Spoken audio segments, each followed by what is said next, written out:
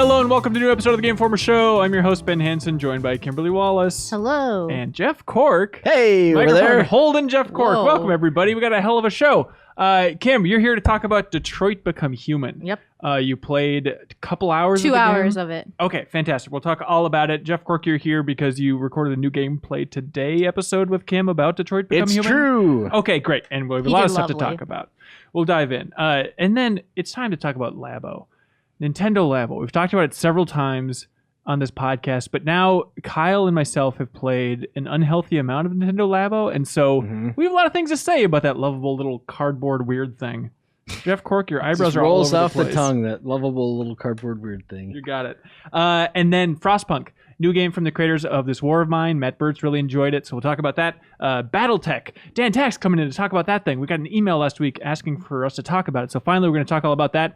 Great community emails, right, Jeff Cork? Can you believe those emails? I literally cannot believe it. It's Fantastic. astonishing. Then back half of the show.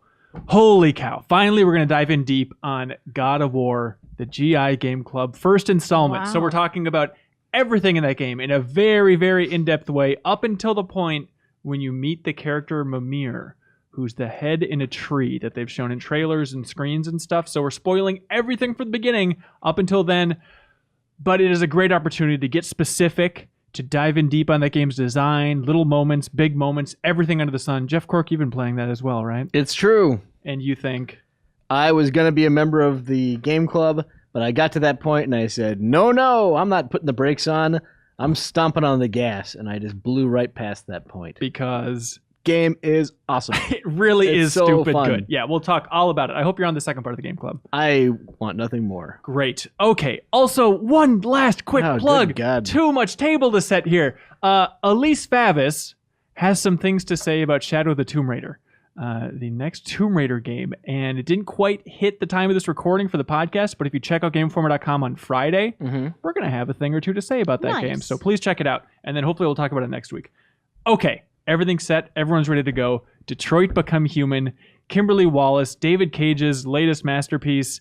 Controversial, fair to say at this Yeah, I point? think it's fair to say that. Okay. High level, like, what did you think? Leaving the event, did you think right, this game so- is blank? Leaving the event, I felt better about the game than I had a few months ago, which I was kind of cautious about it because of all the stuff that was like going on in the news and stuff with like how they're handling child abuse and all that. So Right. you can't like go away from the elephant in the room, right?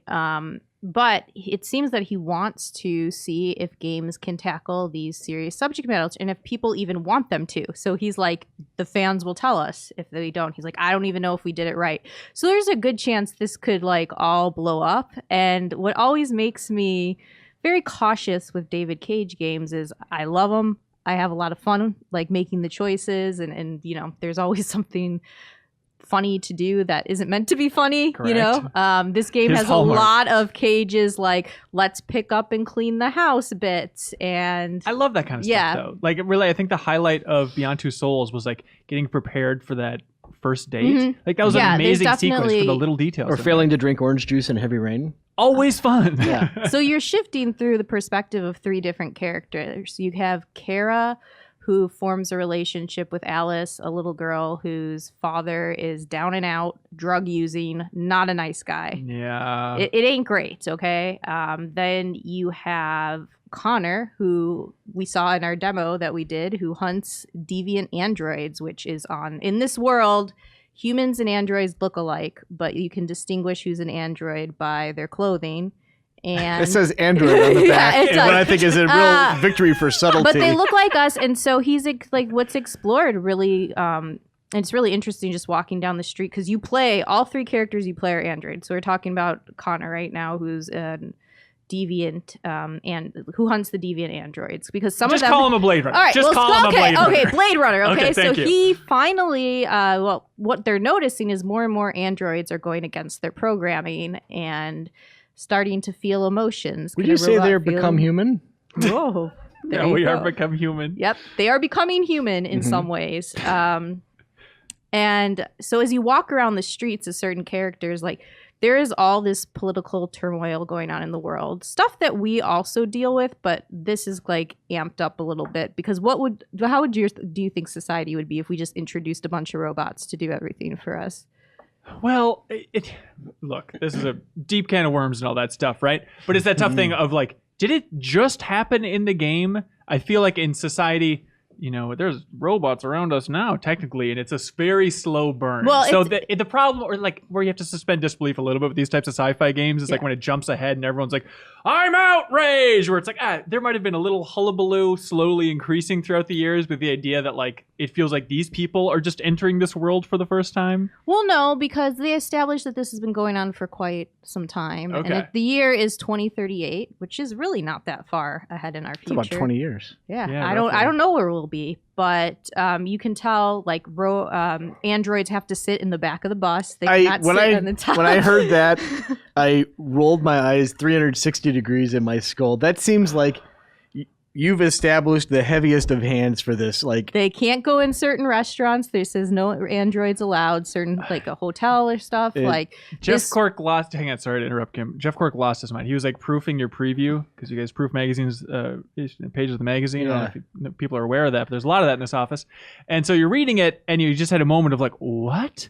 Literally, it's as heavy-handed as they make the android sit in the back of the bus. I even double checked with him. I'm like, I had an interview with David Cage afterwards. I'm like, I just want to make sure I'm interpreting this right. Are the androids in the back of the bus like segregated? And he's like, yes. That's where the red pen should have come out. See me after class, David Cage. Like that is so obvious, and it seems like he's not leaving any room for subtlety. Where it's like, oh, I could see this as kind of an allegory for race relations, where it's just like, no, people won't get that, so we really need to drive it home. I just need to point out Jeff Cork's very funny joke where he said, we will over.com. We shall. We shall. Dang it. Okay. Well, that's the thing with David Cage. Everything is always very extreme, very dramatic. And this game is no different than I feel like that with his past work.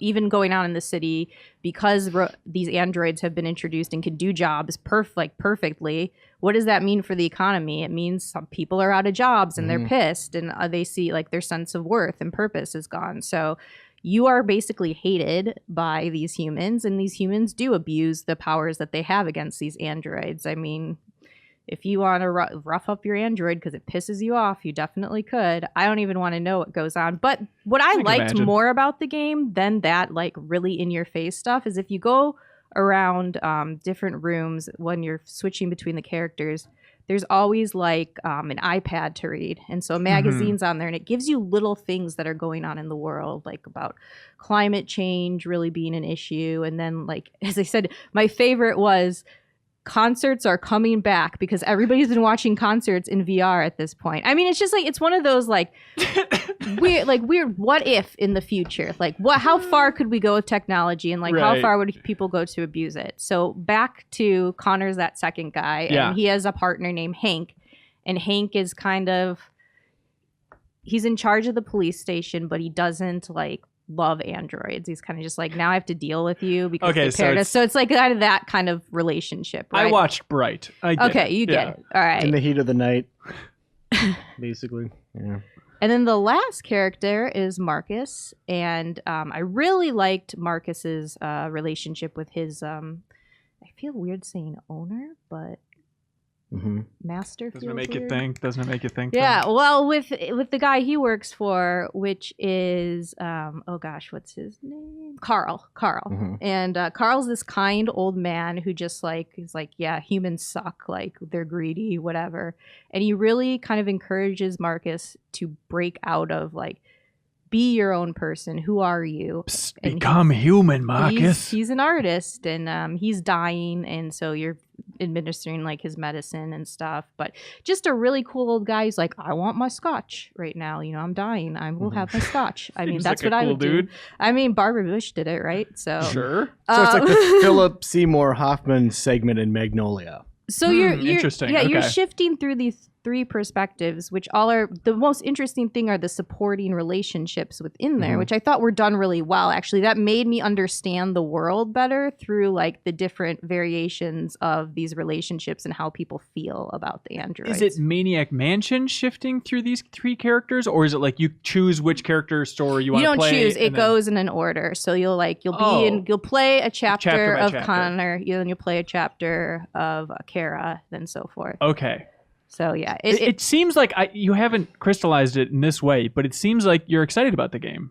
I'm excited, and I'm afraid Cork's going to make fun of me for being excited about it. No, that's fine. We're just here's my thing. I'm gonna be honest with you guys. I previewed Beyond Two Souls for us, right? And I loved because it was a really early build of the game, like and it really was that date scene, which was the best part of the game. Yeah, the date scene and the party, and I was just like, oh, this is really good. And I remember turning to Miller and being like, if this keeps it up, this could be my game of the year. Like, I really loved Heavy Rain. Like, that's how high I was on it. Yeah. And then I played the whole thing, and I was like, what just happened to what I played there? So I'm kind of, because Cage had said to me in my interview, he's like, we haven't even gotten into the meat of what this is all really about. This was just to introduce you to the characters and have you gain some empathy for them because you're in their shoes. But it's going to be the uprising of the robots throughout. Oh, it, yeah. right? Oh, I'm yeah. sorry, androids. With all due respect. Oh, for sure. And how crazy will he get with that? Like, you can't get much crazier. Based on his past games, he can probably take that pretty high. And Beyond Two Souls is the only Quantic Dream game that I've played, but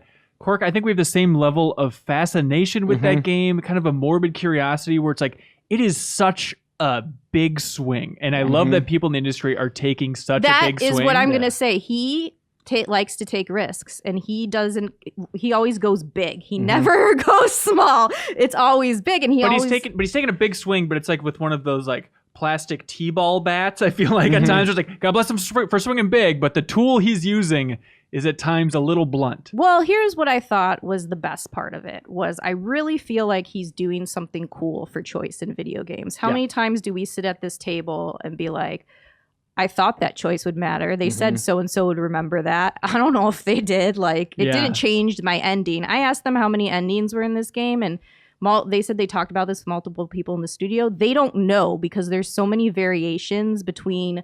So after the end of each chapter, you get these flow charts that show you a percentage of what you completed in the chapter and the different branches and paths you can go through. And that alone is amazing. It's just like not have it relegated to some message board somewhere, people trying to piece it all together, but just for a company to be like, F it, let's just put it in the game. Let's show you exactly every branch and path. He said he did it on purpose because they spent so much time on it, and it was the hardest part of what they were doing. He said you had to like accept a cost in production, and they were willing to do that just to see if this would work and how far can you go with choice and where will it take everyone.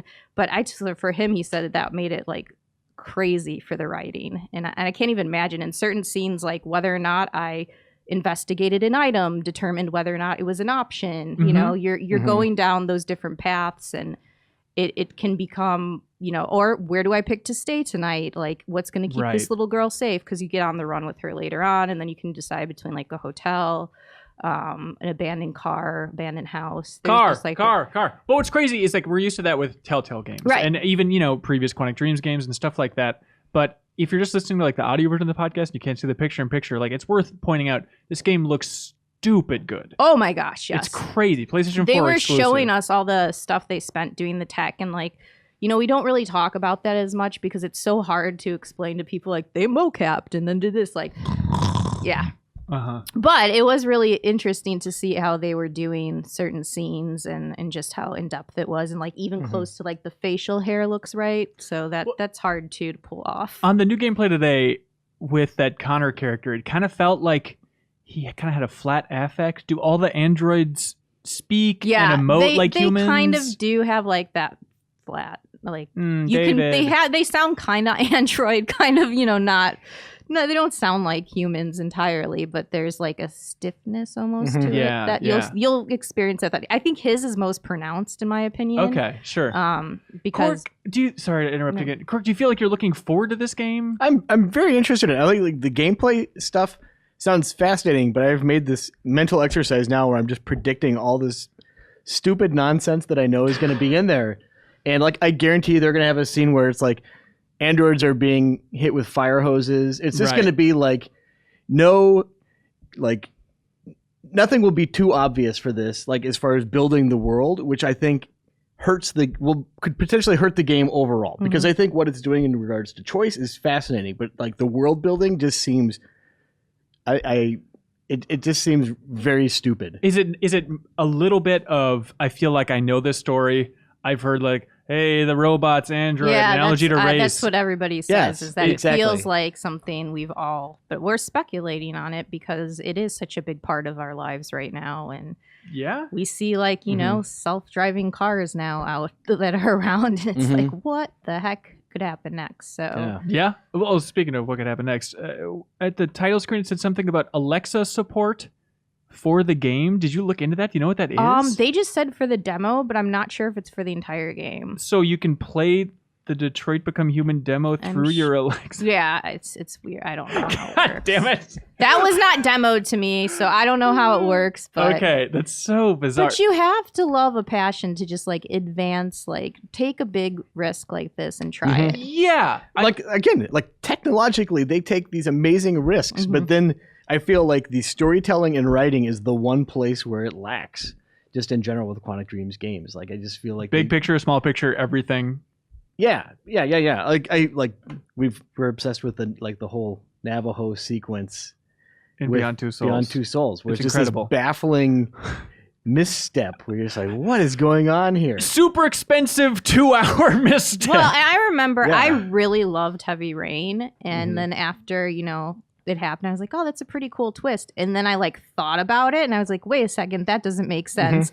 I'm just hoping it's not anything like that here. And there are a lot of places for this to go wrong. They have so many choices branching and, trying to make them mean something. Like in one scene I had, you could either, like, your owner tells you to stand there and you can either stand there and obey or you cannot. And I said, how do you account for, he's like, you always have to think what the player is going to do. Like, are they going to move? Are they standing? You have to write the variations on that. And even certain relationships change in this game based on. So you're managing relationships and then you're managing choices. I like that scene I had with the runaway where I was trying to find a place to keep. I had a little girl with me. So I didn't want to rob anybody because I thought that'd be traumatic for her for money. Then again, I think I ended up going in a worse situation. Then she didn't want to go in the car. So I was like, oh, no, can't put her in the car. So you sold her? No, I went in this abandoned house and I met this like weird guy. And I just have a feeling after I told David Cage what I did, he was just like I didn't do the right thing. But we'll see. You broke my game. No, I thought he was just joking. I think he was just joking around with me. But would I play that again and make that choice? I probably would. I don't know, because that seemed like the best choice for me. It's putting you in these high situations, intense situations, and then what would you do? Everybody remembers in Heavy Rain when you cut off the finger. Yeah. Because like it's like, all right, I'm gonna do this. Like, how far would you go for someone you love? All that is kind of tied into here. And my only worry is like, where is the line between, this is a game and putting you in these situations to see what you would do, where it crosses into a way where it's like you're manipulating people's emotions to kind of get there. Like, that's the only thing I worry about, because there is a scene of child abuse. Yeah. And of all the studios, I just do not trust that studio to pull it off. I saw it and it's not as bad as it is. It is a little like cliched in some ways and what you'd expect. But it serves a purpose for Kara's story and what that does for her and that little girl's bond. So not that I'm fine with child abuse, but I just remember in the scene being very uncomfortable. And like, that's, some people think games, they want games for fun. This is like, do you want a game that, really tests you in these situations? I love a good mature game. I just want it done in a he told delicate, me subtle way. It's something they ask themselves every day and that they like consulted, but we'll see what the end thing. He even said, who knows if we did it right? So, I mean, he's even flat out saying like, I don't know, but like the only way to learn and move forward is to try. And so at least they're trying, and I mean, gotta respect them for that. Yeah, for sure. And that's one of the big takeaways too from when I interviewed him, even like before Beyond Two Souls came out. It's just like, people take him as this man on a mountain that's laying down this game design principle, but he is very, I don't know if insecure is the right way, but open about like, who knows if this is a good way to design a game. And I feel bad for him because I feel like he gets ripped apart sometimes because of that. And then sometimes, whatever. We won't go into that, but. Right. At times, maybe it's fair to take him down a peg or two, but It's a fascinating game. Cork, I hope to play it with you. Oh, I will absolutely play that with you. Okay, Detroit we'll compare Become our Human. choices because you can see in the status like what everybody else did percentage-wise. So. Really quick. Yeah. Did they explain that dad who's down on his luck, why he doesn't sell that Android? Or how does he afford the Android? Like, how much does an Android She's cost? goes into debt. She's costs a lot. You find the bills. Yeah. There's this good story with it, so I don't want to spoil it. So I'm trying to be careful here. All right. They're in love. But yeah, there's a lot of drug use in this game too. I was like surprised. Like the drug arc for one character was fine, but when it goes into other characters, so. Wow. Multiple drug arcs. Back of the box. It's gonna just be intense situation, building relationships. How do relationships dictate what you do? Because there's like a distant and then a warm bar, depending on what you pick. So sometimes you might do what's right, but piss someone off in the process. So. Ain't that the truth? Detroit Story Become of my Human. life, hey. There we go. Before you leave, Kim, and I don't want you to leave ever. What did you think about this announcement? And Jeff Cork as well, because you reviewed Firewatch recently. It was last week even, I think late last week, or maybe over the weekend, it was announced that Campo Santo, the former Walking Dead developers from Telltale, Firewatch developers, they were purchased by Valve. Yeah. And now their upcoming game in the Valley of the Gods is going to be released in 2019 as a Valve game. What is happening? Isn't that crazy? I couldn't have seen it coming. I will say that. When I saw the news, I was like, what's going on here? Okay. I think for them as an indie studio, that's going to give them all the funding that they need and never have to worry about that ever again. Well, as an indie studio, they just don't exist anymore. Yeah. They're just part of Valve. I mean, they're fully relocating. They're going to be working out of the Valve office. It's a bizarre situation. It's taking all those restrictions away from them, which is interesting to see how big will they go with it. Will they still stay on these smaller scale titles? Will they try something? Like, you are now part of Valve. You can do whatever the heck you want, like, pretty much. Yeah, just go play bocce ball Go all make day. Left 4 Dead 3, please. Yeah, well, it is fascinating to think of, like, what kicked this off. Because they're Yeah. being funded partly by Panic, I think. That's who funded Firewatch. I believe they're funding Valley of the Gods. And they're kind of a tech company as well. And to think, like, was it that funding that ran out? I don't know. Or was it Valve saying, we want to make more games? This is, I'd imagine, relatively cheap little den of talent that work together on Firewatch. We can pick them up if we want to make more games in that vein in the future. It's maybe that way. But then what is Valve doing? Why would they want that team unless it's like, sure, Jake Rodkin's funny. Maybe they can work on a Portal or something in the future. There's enough talent there. Are they like a Fabergé egg that Gabe Newell's going to put on his shelf and just look at them every once in a while? Like, I mean, No, it was a trap. We're in the egg now. this Is that what studio you're saying? had to do something that made them turn their heads to even consider this. Like, First-person animation looks good. I mean, It's weird to think of what Valve is hoping to get out of it, because also it was quietly, I don't think we talked about it on the podcast even, but was it last year, a couple of years ago, they also bought the entire Kerbal Space program team. yeah, I forgot about that. And so they've just been Thanks for quietly soaking in these studios and really, well-oiled teams and everything. And it's weird to think about, like, with what we talked about with Serial a couple weeks ago on the podcast with this trip to Valve and them saying, we're going to start releasing games again. Like, is this part of their strategy? Is this a comeback? I mean, a big comeback into the game space. Maybe they've been preparing all this time, and They don't want to make games themselves, but if they just kind of absorb these separate entities within Valve, then they can make a little offshoot and still release games as Valve games. Cork, what would you want them to do? Like, In the Valley of the Gods looks good, but now I just cannot wait until what that team wants to do after this when they have all of those licenses that's ready what to I'm go. saying. If they want them, what would you want them to do, Cork? I honestly have no opinion about that. So you've made a colossal blunder here. You idiot. I would like to apologize. Other questions. The film rights to Firewatch, because they're making that Firewatch movie that was announced. Oh, yeah, that's... I'd imagine that's gone. I have no idea. Maybe it's part of the deal where it can stay intact. Also, weird things like the artist, the art director, Ollie Moss, who worked on Firewatch, he's not at the studio, so Valve didn't get him. And also, like, the Mark of the Ninja designer, which was a lead designer on Firewatch, he also left to found his own studio. So Nels is out of there as well. Oh, I didn't know Nels was out of there. Yeah. So this is like a trimmed down version of that Firewatch team, but still fascinating to think of, like, the Walking Dead Season 1 talent now working outside of Valve. And I pray that they don't just go dark, that they still do the Idle Thumbs podcast, which is one of my favorites, which is a lot of that studio on the mic, and that they can still be hopefully transparent and open about their future projects, but please don't disappear to the black box, is what I'm saying. Please don't go to the void. Well, that's what happened, too, with all that Telltale talent that went to Ubisoft. Like, we haven't heard anything. It's just been dark. Yeah, I don't that's true. want that.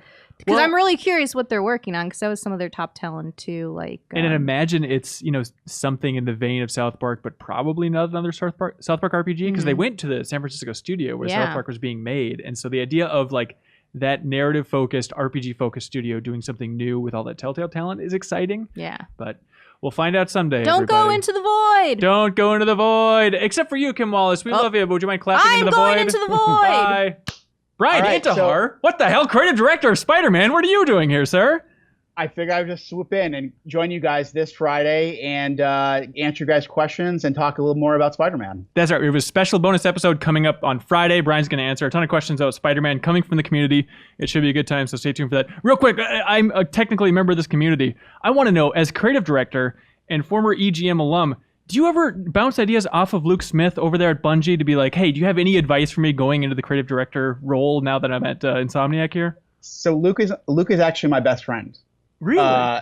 Yeah, Luke is my best friend, and we have traded stories over the years, and definitely we've traded ideas back and forth in terms of just like how to be a great creative director, how to not screw up as much as I usually do, and Luke is a really good friend. He's a brother. Number one mentor? He'd like to say that, but I've learned a lot from him. Hopefully one day he'll learn from me. There we go. All right, go ahead and clap out of here, Brian. Thank you so much. Kyle Hilliard, welcome to the Game Informer Show, sir. I made it finally. Hell yeah. We're here to talk about Nintendo Labo. We've talked about it a couple times in the past, but now you've spent an unhealthy amount of time with it. And More than any human should. Absolutely. Well, we'll get into it, right? Oh. I also took the plunge.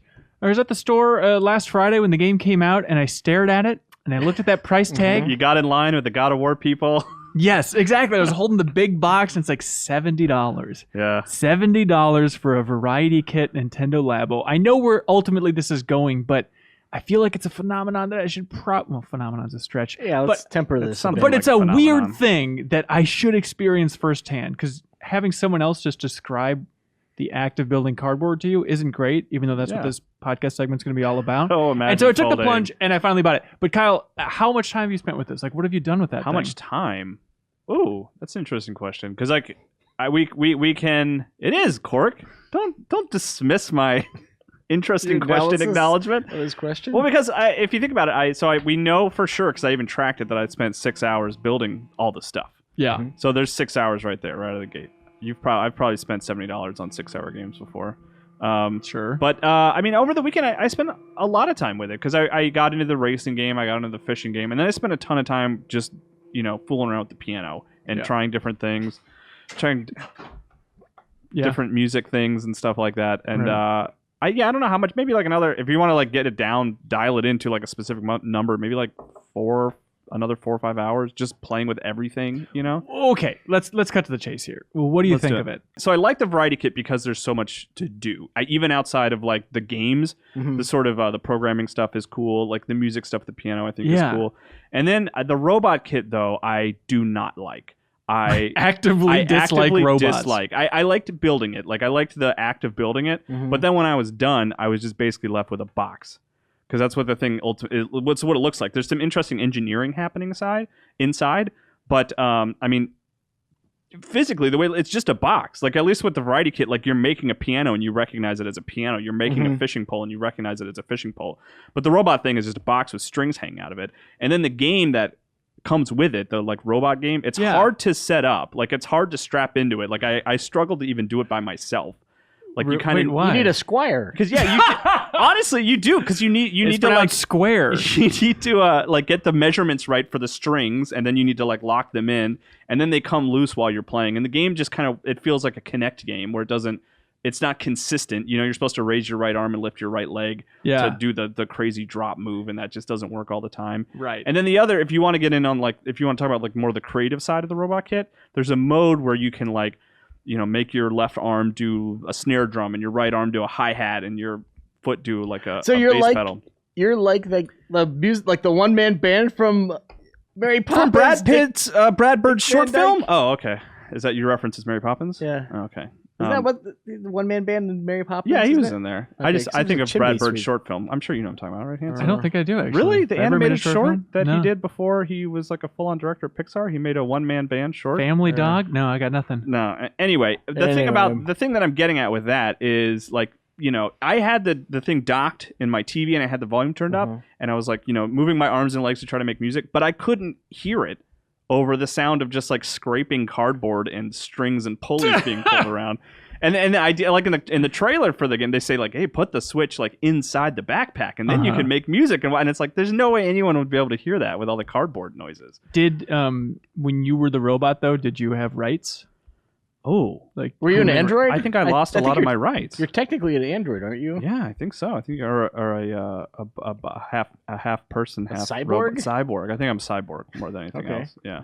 So Kyle, my overwhelming sense of this Labo thing is a weird feeling where like one of the smartest things I've ever heard about games, and there's only been a handful of smart comments ever said about games. I think one of them was Sid Meier, yeah. saying, as J.B. Gewalden would say it, saying that there are a series of interesting decisions. The other one is Will Wright, the Brainiac, saying like, yes, here's yes. When he turned into Jeff Goldblum. No, when he said, talking about like the different emotions that games can provide and the unique emotions that games can provide that movies and any other medium can't, which is pride and guilt. And that is the overwhelming sense. It's so stupid, but I have a real sense of pride about spending hours building this stupid toy piano, which is objectively a dumb thing to do to make a piano out of cardboard. But I did it, and I know how it works. It's cool in the end. And like just small things where I had like some friends over and we were piecing stuff together and we're all just messing around. As one of my friends spent like over an hour building that fishing pole. Yeah. And then of course we broke it within like 30 seconds of playing with it. But he's like, I know how to fix it. I know what's wrong here. And it's just that little sense of like, I know this surprisingly complicated contraption inside and out at this point. No, that's important because like that's the thing. When you're building it, you're putting all the little pieces of tape, the reflective tape on the inside. Yeah. Like, you know exactly how that thing works. And that help. And if something goes wrong or it breaks, like you know exactly how to fix it. And since it's cardboard, it's usually just a matter of like tape. And there's even like walkthroughs in the game with these characters that they've created for Labo. These like 3 scientists. Oh, Learn a Lot. Is that one of their names is Learn a Lot. I don't even remember their names. They really left an impact on me for sure. But they kind of walk you through like how to fix things, or like if you tried to fix something one way, like this little flap was off, so you put tape over it. They'll like walk you through, why you can't have tape over that one piece because, and it's cool. Like the fact that you built it is, like you said, you understand how it works, and you have like, I have a much better sense of how that object works in the context of the game than any other game. Honestly, and I'm not trying to belittle you. Do you think that piano is the most complex thing you've ever built? Like Lego sets, even like the $100 Lego sets, not nearly as complicated as that weird stuff. I don't know. It gets crazy. I'd have to think about it. There's probably some science kit I had as a kid where I built an alarm clock out of a potato or something. Your daughter, I guess. That counts, right? In some dimensions, maybe. But yeah, I mean, it's really complicated, but it is really satisfying. Like, it takes a long time to build that thing, but it's fun. It's fun to put that thing together. It's also just crazy. I mean, you mentioned like tape for repairs and stuff, I guess, if you need it, but it's just wild to think that you can put all that stuff together outside of like the reflective tape that you put on there, which is part of the design. Yeah. The fact that it all holds together relatively well without any tape or anything. Like there's like rubber bands as additional pieces, a couple other little additional pieces here and there. Yeah. But just the idea that it's just folding cardboard, and I think you said it's a couple notches more sturdy than you'd expect, which I think is correct. The piano is the most rickety of the batch. Like that thing's a little bit rough. Yeah. But everything else, it really surprised me with how sturdy it was. You can definitely stomp those things to pieces very easily, but they hold together better than you think they would. The piano reminds me of like the sensation that the Goonies must have had when playing One-Eyed Willie's piano made out of skeleton parts, where you just feel like it's just on the side of falling apart, and like you can wiggle the keys and like lift them out of the assembly. And you're like, oh boy, I don't know. Yeah, I think that's a very fair assessment. Yeah. When we got the RC car rolling, we made like an obstacle course track and stuff. Cute. And then it was very cute. And it was surprisingly fun. Also, like the music that plays when you hit the timer on the RC car thing by hitting the little bell. Yeah. Very fun. Leo in the booth, I don't know if you have that fun music here. Do you just put him on the spot in these situations? Constantly! effing constantly. But what's fun is I immediately was like, oh, this will be funny as the fire test. So as the RC car was rolling quickly, I just went and grabbed a lighter. I tried. Yeah. I tried to light it on fire. Surprisingly flame resistant. Oh, that's think funny. It was going to move faster? I thought, yeah, it would move its ass a little bit, that dumb RC car, but it didn't happen at all. I mean, the core of it is like, would you recommend Labo? It's weird. I would recommend the variety kit for the person who likes creative toys, like even more so than video games. Like if you are like a big Lego guy, I think you would get something out of Labo. Mm-hmm. Yes. If you're a big Lego guy who does not want to get the Mindstorm stuff.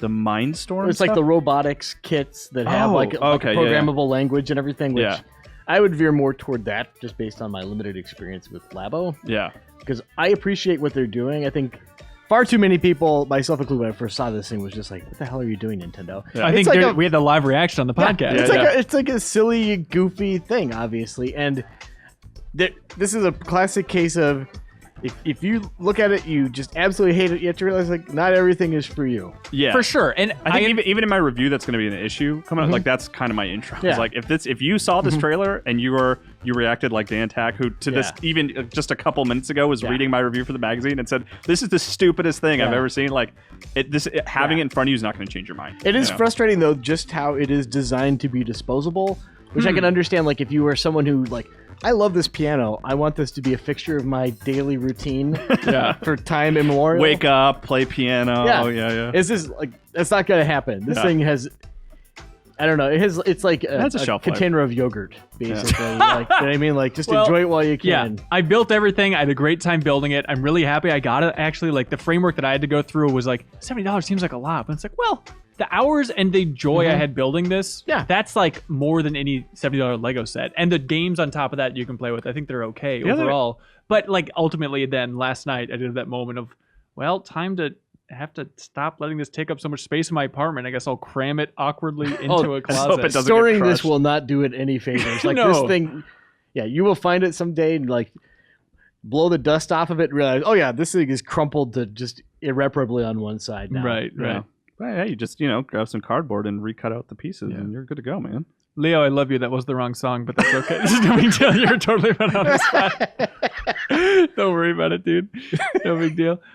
You did your best, Leo. Yeah, and that's all we can really ask for. But I think as like a Nintendo fan or Nintendo curious, I guess is how I describe myself. Not curious? That's right. I've always been curious about like their weird experiments. And this is a great example of that. Like, I think it's more of a Nintendo production than people might expect. I think the music overall is really good. The presentation's great. The writing is treehouse level writing. They do such a good job. There's tutorials where you like these scientists that you talk to. It's entertaining and it's funny and there's jokes in there. And even the video tutorials, which are great, that show you how to build everything. You don't need to read any of the text that accompanies it, but there's like little jokes and stuff in there. Just dumb little stuff like when you're assembling the fishing pole, like it'll call the different pieces like Mama Bear and Little Bear, or like I think it was the piano or maybe the house. I was building this part and I had that moment of, I don't know what this is. Like, what is this piece supposed to be? And then in the game, they're like, nice, we built ourselves a weird little box. It just like is making fun of itself and constantly saying like, look, we know this part's weird, but go ahead and try to do this. Or like, you got to shove this in here and you got to shove it harder than you think. So keep pushing the little guy. Real quick, there's a component about this too. And these are all really great points you just made. They're very good. Whatever. There's a component about this, which I don't think is getting discussed enough. Yeah. And I know like Reiner tweeted when Labo, like the day after it came out, was like, hey, who picked up Labo? What kind of creations have you made? And I was like, of course, people made fishing poles and pianos. What do you expect? I did not realize that there's the entire programming language that's there, and people are indeed making their own creations. So I don't know if you've experimented with that. If you've experimented with that, have you seen anything cool? I haven't. Did you have like the kits you can like draw on them and stuff, Kyle? They're just stickers, right? Yeah. Oh, like the creative kit? No, that's just like stickers and stuff like that. Okay. But yeah, to your point, man, the garage, like I feel like they could have even had that in the initial sort of reveal of Labo. They could have at least hinted at what this was, but I didn't find out about it till I went to San Francisco for an event, and at the tail end of the event, they kind of showed it to us a little bit. But yeah, like you can do like crazy stuff with it. Like just as a stupid example of just me playing around with the language, like I programmed it so that I could shake the piano and then it would meow like a cat, and the more I shook it, like the louder it would meow and stuff like that. Seems very basic. And okay. I mean, it was just me just trying to experiment with the visual programming language that they have. But then I saw one, I've already seen things that like I don't understand how they work. Like one guy had a hat, and I think he had the right Joy-Con, the one with the IR camera on top of it, like on the edge of the hat, and he had made the switch screen count the cards that, like playing cards that he was throwing into the hat, and I don't understand how it worked. I don't know if the camera was just like looking for the light to be blocked like the when a reflection camera off passed the back glossy it, card, or if it was like checking for the weight of the hat or something, because it was I have no clue how it worked, but I'm already seeing like weird things like that where people are using the programming language. It'll be a in weird fun ways. thing to keep track of like a year from now. I hope we don't forget to figure out where on the internet that creative Labo community is festering and making cool stuff. I'd be curious to see also, like, are people going to be 3D printing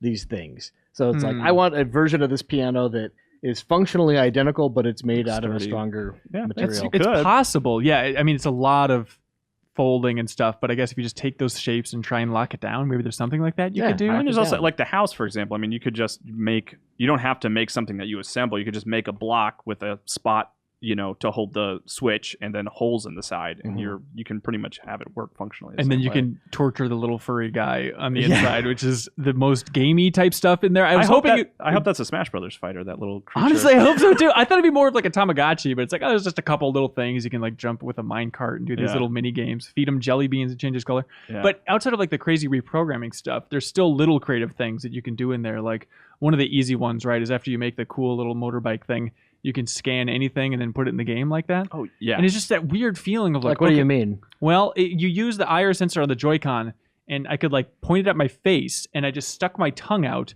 and then it took my face and turned it into basically an Excitebike style course, where you're going around and like popping balloons on this course. So like I literally went off of a jump that was my own tongue. It's like, God bless Nintendo for letting me do such a weird effing thing. That was one of those things I did not know about when I started building, and I really had a reaction of like, what the hell? Yeah. Like because I just scanned like my pile of trash, and then I was driving around the scan. It was like, it's super weird. It's a good showcase of like all these extra little features that you didn't know the Switch was capable of doing. Would this have been a better launch game than 1-2 Switch? The answer is obviously yes. But yes. Anything would have been. I don't know. There's that one dumb gambling game you and Jeffem liked a lot within the 1-2 Switch package. That is an interesting question, though. Of like, good job on that question. Of how would it have changed the Switch's trajectory if that was like at launch? Like, would everyone have just been like, well, "That's that stupid cardboard thing"? Yeah. Like, would everyone have been very like there would have been the people who bought Breath of the Wild. But then most, like 90% of parents would have been like, "That's that." No, my kid wants a PlayStation, not that cardboard video game. Yeah. Like, what is like the kid age range, do you think, Kyle? That's like the sweet spot for this thing. Well, it says 6 on the box. And, that seems young. And my 6-year-old, even she liked the games, but she lost interest in the building. Pretty quickly. Like she probably built with me for like 30 minutes before she kind of went off, and then waited for the house to be done so she could hang out with the creature and stuff like that. So, but I think it would be like probably a little older. I mean, your kids are like 10-ish. I ask you every day how old your kids are. Okay. They've also got pretty decent attention spans. Yeah. So well, the thing I'm getting at is like I think that like 11 to maybe like 10 to 12 age range is probably the best one, because that's where they can get creative and kind of understand the programming tools and do really interesting stuff with it. And Nintendo actually posted a little simple Iwata ass style thing with the creators, which is nice to have some insight into like, where's this thing coming from? How did this happen? And in it, there's a was this an accident? Was this some sort of accident? The Sakaguchi guy who was working on it. What is Sakaguchi's history?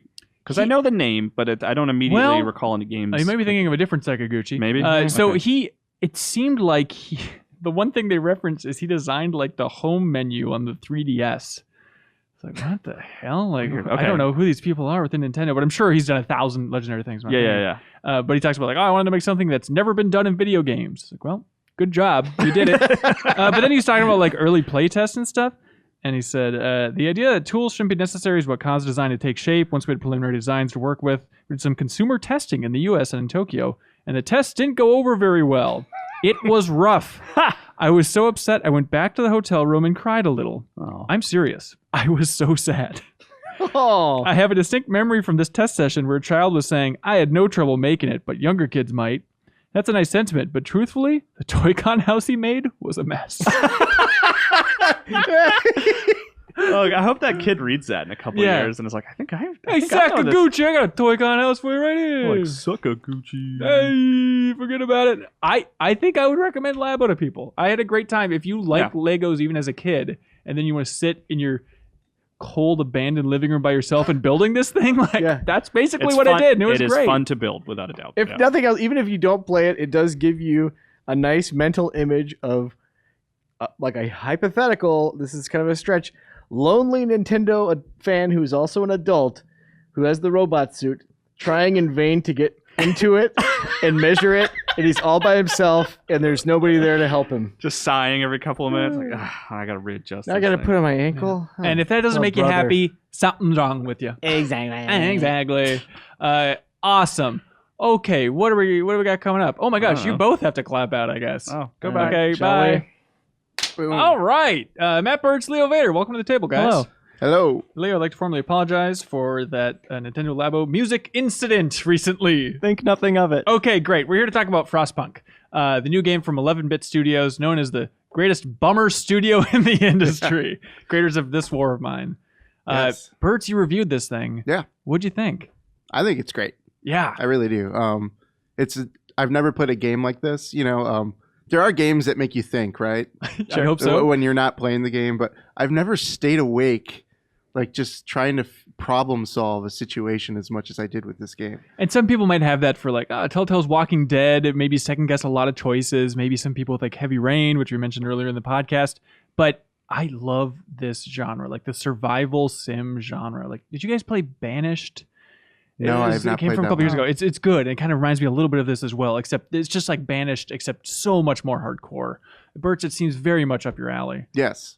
Just dark and dreary as shit. Yeah, it's pretty metal.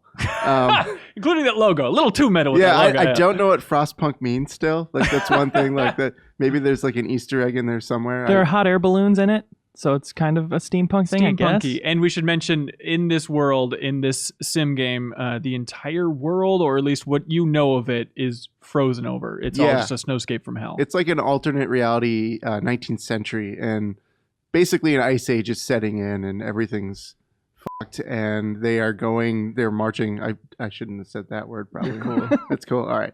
So everyone's just marching through like this barren wasteland, trying to figure out what the hell they're going to do. The team you're on, you had a vehicle that broke down, and you find this last steam generator everyone's just huddled around it. You actually build circularly around it to just stay by the heat center. And it does such a good job with that premise too of like, you can feel bad for little sims in games, but when you know that they're all freezing to death, it's like, oh my gosh. And they're like, especially in the beginning before you have tents and they're just like sleeping outside. It's like, I feel so bad for them. And then it's so satisfying when you build a new little heat generator and it melts the snow around them. It's like this, satisfaction. It's a really cool aesthetic that they've built for it. It's like a minimal pared down kind of civilization type society management. Yeah. Where you're managing all the resources and trying to craft and build and stuff, but every death counts and hurts when it happens. And there's so many problems that you're just never going to feel like an effective leader. This is the overwhelming thing. I think this game's cool. I played, like an hour of it last night or so, but it's like, oh man, this is a bummer. Am I just so bad at it? Or can you get to a point where you'll be bummed out a little bit, but it won't be soul crushingly bumming out? You have moments. I mean, you'll get on a run where you're like, man, things are finally starting to get on track. I'm feeling good about the trajectory. I feel like we have enough heat, enough resources. And then something comes out of left field and just like smashes your plans. And then you're left to react. Like what kind of stuff can come out of left field? Like I said, I would accept refugees. I tried to be the nice guy in everything I could possibly do. And I said, yes, bring more refugees. Anybody that needs help, come along. And they ended up bringing way more people than I anticipated. Than they said they were bringing, or just that you anticipated? Well, they didn't specify how many it would be. Okay. It would just be like, we're going to keep sending groups. And then suddenly I was like overpopulated. And that was this whole new problem I was totally not prepared to deal with. So people were just sleeping outside again, and resources were just dwindling. And I didn't have enough heat to go to all the new homes I would have to build. Oh no. Yeah. It does put you in those crazy situations. Like it has this really cool, weird skill tree, if you want to call it that, right? Where you upgrade it by making new laws. And so one of them early on, it's like, hey, how do you feel about child labor? It's like, well, I have a lot of coal I need because the generator's going fast. Like, in this type of survival situation, go ahead, get those kids out there. And everyone was so pissed about it. Like there were riots, like, you can't have kids should be in school, you idiot. And so my hope was just dwindling. There's literally a hope meter that just, in my case, was going way, way, way, way down. But I had also scouts going out and around like the surrounding area to try and find new resources, new civilizations, new people to bring in, stuff like that, survivors basically. And they found this new town and everyone was dead in it. Except there was an automaton, like this giant, looks like a colossus. They're the best. They're your best friends. It's so cool. Looks like a colossus from StarCraft 2 or something. And so I was like, holy crap, we got to get that back to the town. That's going to be amazing. And so it was a long trek of this this automaton walking all the way back to my main town as my hope is just hanging by a thread. Then eventually it hit 0. Everyone was pissed. I'm like, when this automaton comes over that ridge, when people see this thing, they're going to be like, all be sorry. Yeah. No, they'll be happy. They'll be like, huzzah, the automaton, there's hope. They trust you. He finally gets back in the town, and then everyone's like, is that thing dangerous? What is that? And it had no effect on hope whatsoever. I'm like, what? You have a giant robot now, town. Life is worth living. But nope, not the case. And then I died. Oh, you died. Did they banish you, or did they kill you? They eventually banished me, yeah. They can kill you, too. Oh, they can kill you. What does that look like? How does it work? I haven't been killed, but I was reading. So there's certain laws that you can institute where you can publicly execute people, like dissidents, to keep the hope.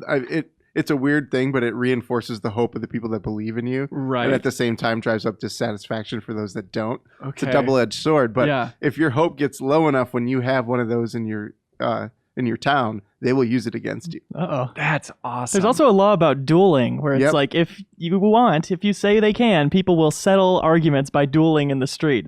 The consequences are, they'll be a little happier, but the people might die every once in a while. I'm just like, of course I'm not going to sign that. Well, there's 200 people left in the world. We just kill each other up for disputes. Firing left and right. God, it's so bizarre the situations it puts you in. Like you're building up this hospital or like a medical situation, and then it's like, okay, people will have a little, God, I forget exactly how the hope and dissatisfaction balances out, but it's that weird balance of like, do you want to sustain people and keep them alive, but they're not going to be able to help? Or do you just want to take a hacksaw to people's limbs? The radical treatment. Yep. Radical treatment. That's what they call it. Yeah. And it's like, okay, you're missing 2 arms, but get back out there. We need you to get that wood. Yeah. And it's like, okay, I guess people are hopeful that they're still alive, but man, that's an effed up society.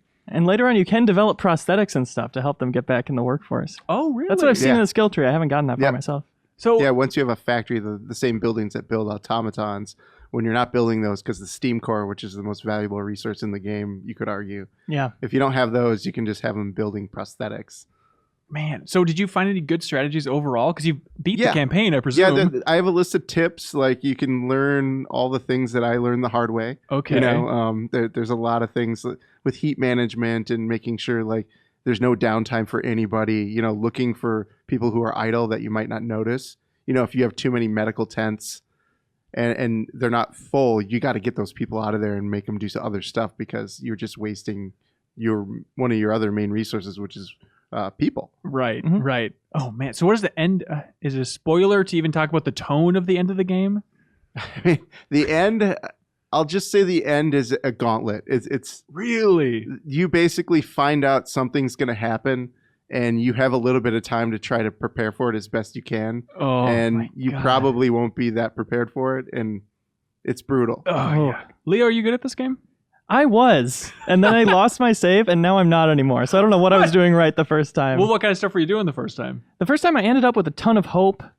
I could actually lead a pretty optimistic playthrough with, child shelters and stuff. I didn't make them work, Hanson. Come on. Shelters have a for heart. Children. What are you talking about? There's trees out there. They got to get hacking.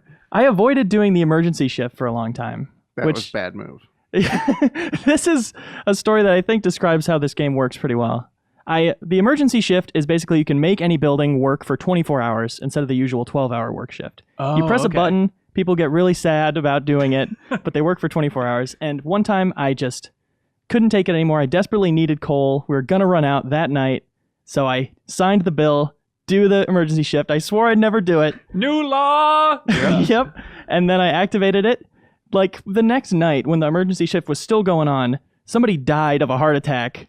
From working and you either extra hard. have to call it off or like tell them we'll just keep pushing through. Right. By that time, I was like, okay, we can call it off. We had enough coal by that point. But then like the next night, I was like, I need to do another emergency shift. I'm low on resources again. I have to keep doing this, even though somebody just died from it. It gets ridiculously cold in this game. Like, the temperature drops and you're like, okay, it's already minus 40. It can't go down further, right? And then you see on the forecast, it's going to drop 2 more levels. Oh in 3 my days. God. And so you just have heat generators everywhere, or as many you can possibly as sustain many as to you try can and keep warm it up. on, and you juggle them. Like, there are things you can do in the late game scenarios where you're like, okay, this district is just working. It's industrial. I can turn off the steam hubs at night when people aren't going to be working there. And you're just kind of tweaking your heat system. Okay. Just to eke out as much coal as you can. Yeah. Do you feel like it's presented in a relatively easy to understand way overall, like the systems and the depth of this thing? The systems, yes. The depth and how things interact, no. You're going to have to kind of learn on your own or read my tips. Yeah. There we go. There are things that my first couple of playthroughs, I was like, wait, that's how that works? Okay. I need to go back a couple saves just because I'm screwed here. I can tell already. I know this is the dumbest question to ask, but is there just an easy, quick way to get hope up? Like when my hope was just plummeting, I didn't know what to do. There is. I had to name myself the Supreme Ruler. I went down. So there's a decision that you make in the game where you choose between order and faith. Right. I chose faith. I tried order too. Order was too totalitarian. You make for like me. watchtowers everywhere. Yeah. It gets pretty effed up pretty quick. It gets dark fast. And so I was like, well, I'll just give people the opiate of the masses and just let them feed off this fake hope that, oh no, it's all cool. Like just have faith. Sun's coming up tomorrow. Half of you are dead already, but have faith. But we have a church now. Yeah. So there was a certain point where my hope was just about to disappear. And if you name yourself Supreme Ruler, you can have these there's little things you can activate in the temple that will just drive up hope really high for 24 hours. So I had to constantly do these things to promote myself, and I felt gross and dirty, but it was the only way we were going to get through the storm. And I just assured myself I'm doing it for the good of the people. I'll step down after this. I don't really think I'm a god. But it puts you in those interesting situations where what do you do as a leader when you're faced with well, they're either going to kill me and figure it out themselves, or I need to do this terrible thing I'm not comfortable with. I reached a point where we accepted a big group of people and they were all kids, and I got upset because I was like, these things are just going to eat. They're not going to do anything. And that's the person this game turned me into. Oh my God, it's dark times. Frostpunk, you give it a what score? 8.75. And it's PC only. Yep, for now. I'm sure it'll. I don't know if it's a good fit for consoles, but it's probably Mac right around the corner. I'm sure, yeah. If they could figure out City Skylines decently for Xbox One, it's maybe they could make it work. It'd be fun to see. It's a big circle. It's like a thumbstick. Just spin it around. There we go. Mobile could be interesting if they ever get around to it, but cool. Frostpunk. God bless you guys. You guys want to clap out of here again? All right. Holy cow. Okay, Dan Tax here. Hey. Genius, man of the people, Kyle Vader. What? Kyle Hilliard is also here. Was that a slip of the tongue, or was that a joke? It clearly was. There's a remnant from Leo's remains in that chair. Oh, Paging Dr. Freud. Oh! What why? He's a genius. And I am certified. What do I get? You are twitchy. I'll take it. Dan Tech, you're here to talk about Battletech. Battletech. Oh man, I thought I was here to talk about God of War. Okay. No. That's coming up later on the show. But Battletech here specifically, right? This is a game that some people have wanted us to talk about for a while. Miller wrote a couple previews about it. Yeah. It's from Hairbrain Schemes over there. Jordan Weissman, who originally designed this tabletop game. I know, right? That's His crazy to even studios think make about. Just the history of Battletech and MechWarrior and that, just all of that. Now help me out, Dan. I'm very naive and stupid to this stuff. Oh, yeah? I loved MechWarrior 2. Sure. And my interest in the Battletech game shot up when I realized, and Kyle told me specifically, that this is technically connected to MechWarrior. Sure. Same mechs, same clans, same houses. That's all. MechWarrior is within that. Yeah, universe, they're the same right? universe. They're the same universe. As far as I know. Okay. Yeah. Some guy in the comments could be like, but wait, no. No, they're pretty much the same kind, the exact same mechs. You know? Okay, so what is this new Battletech game then? So this is, the best way to sum it up is this is a game for people who like XCOM and other tactical strategy games. So this is not an action game like the Mech Warriors. Yeah. Where you're just, but the same kind of tools are used. So you're still customizing your mechs, putting, lasers and trying to manage your heat and jump jets and all that fun stuff in a tactical format, similar and not, it's not 1-to-1, but if you're looking for an easy, what is this like? It's like XCOM. Okay, XCOM with even more mechs. Well, right. It's all mechs. So All up mechs to all the 4 time. mechs in your team, very customizable.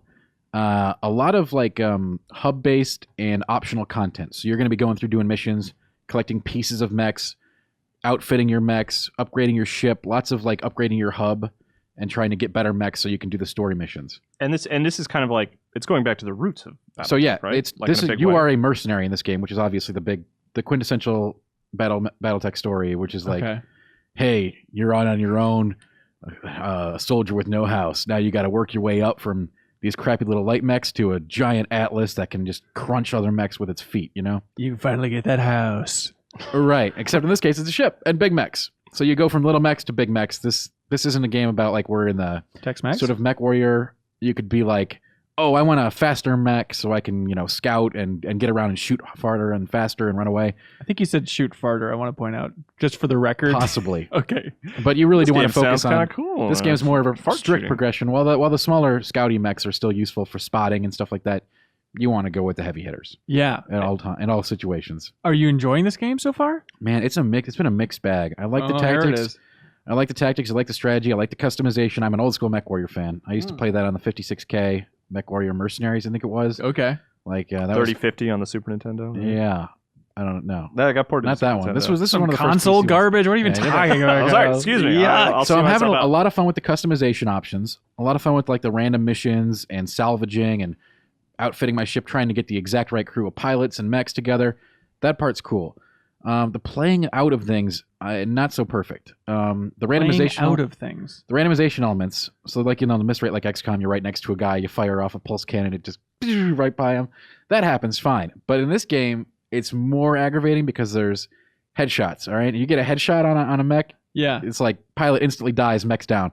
That's crazy after you've shelled out like hundreds and hundreds of thousands of space creds for a massive mech, and like you've got them completely outfitted to the core. Yeah. This thing's got armor on top of the armor, and all of a sudden, like this random bot comes up and goes, "Beep, boom, headshot." There's just like the exhaust just like, port right in the God. windshield there. It took me so long. That's an awesome pilot who just got killed, and tons of time going into finding the pieces to create that guy and all that cash. Money is a big issue in this game. They try to Okay. keep you starved, so you have to keep doing story content to sort of progress to get even more money to fuel these bigger mechs and upgrade your ships. So you're constantly kind of feeling that thing, and it's cool that there's a challenge, but it can be frustrating when that happens because you can kind of save scum it. Yeah. You're like, okay, well maybe I can't kill this mech. Maybe I'll save here and then just shoot it in the head until I get a headshot, Yeah. until I roll a headshot because it'll die instantly. So there's a couple things like that, and also I think the pace of gameplay just feels really slow, and I'm used to that in tactical games, but here it just feels slow, right? It's just like, all right, I'm walking my mechs around. All right, they're shooting.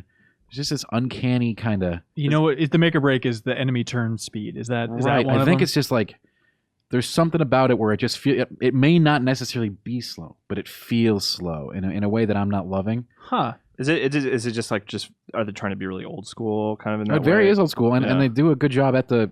Again, this is an excellent replication of the Battletech and Mech Warrior franchises. It plays out like you would expect it would. Tabletop style. All the lasers, yeah, it's great. Positioning, cover, shooting, heat sinks, jump jets, all that jazz is there, and it's all fun. Again, it's just the implementation. It just feels slow, and that's just not working for me. And again, I've also had a few technical problems that have been really aggravating. Game crashes when I'm like 70% through a mission that's taken 45 minutes. Those are not fun, and I've learned obviously to save during missions now much Yeah. more frequently. Does it look okay? Yeah, it doesn't look. It's not on par with today's standards for PC games. It's a super small team. It's like the I Shadowrun know. Returns team and all that. I know, and Something like again, that. the lasers and stuff look cool, and some of the zoom ins and stuff you can do, which you have to turn off. Really, Yeah. that's the sad part. There's all kinds of zooming in that you can do, but if you keep them on, then it takes even longer for turns, and it's just like, Right. oof. So Other than that, like I said, it's been a mixed bag. It's been a mixed bag here. Yeah. I'm not sure where I'm settling on it yet. No review score yet. okay, but review's going to be on the site soon. It'll be on soon. GameInformer.com. Absolutely. Cool. Battletech. That's right. And if you love that tabletop game, probably want to check As it a out. fan of the franchise, I got to say it's still worth checking out if you're a fan of the franchise for sure. Yeah. Even But the more they- actiony. they adhere mech to games? it. No, No. this is a tactical game through and through. Yeah. So for tactical strategy or tactical RPG fans, good option, but keep those caveats in mind. Yeah, big boys and girls need apply. Yeah. Is that what you're saying? I'm not a review Big boys writer. and girls in the Atlas mechs. Okay, Yeah. great. There we go. You guys are moving to emails? Whoa. Okay. Let's do it.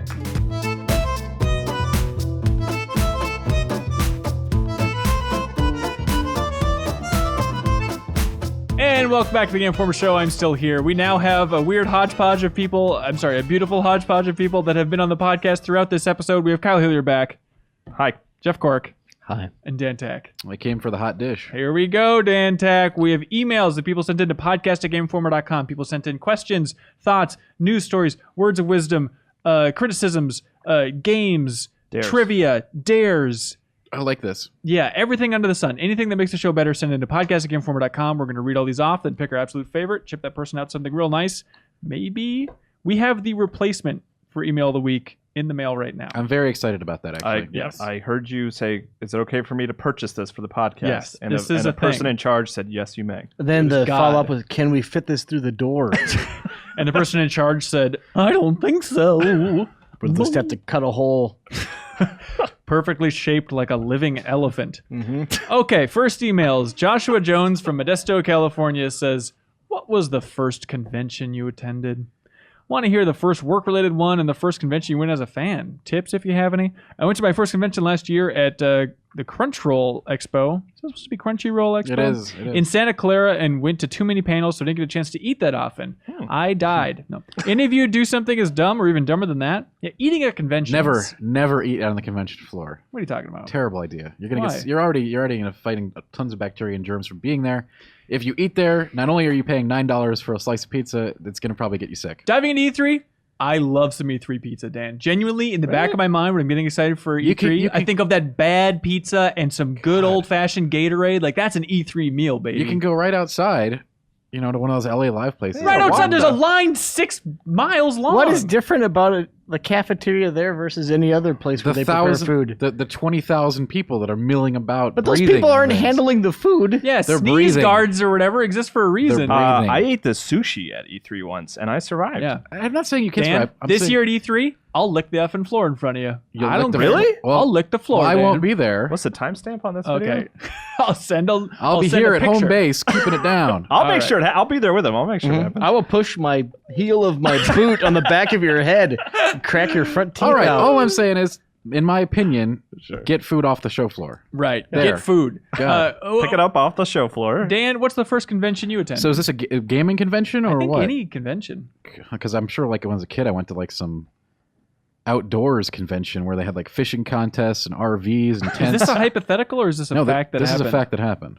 Was you just, were you How about a huge nerd culture? Your No, first shut up though. Hang on. This is interesting. This is Were you a big outdoorsman sure. Yeah, we used to go camping, fishing, all that kind of stuff. over in Michigan? That's right. UP? No, not UP, just Michigan. DP.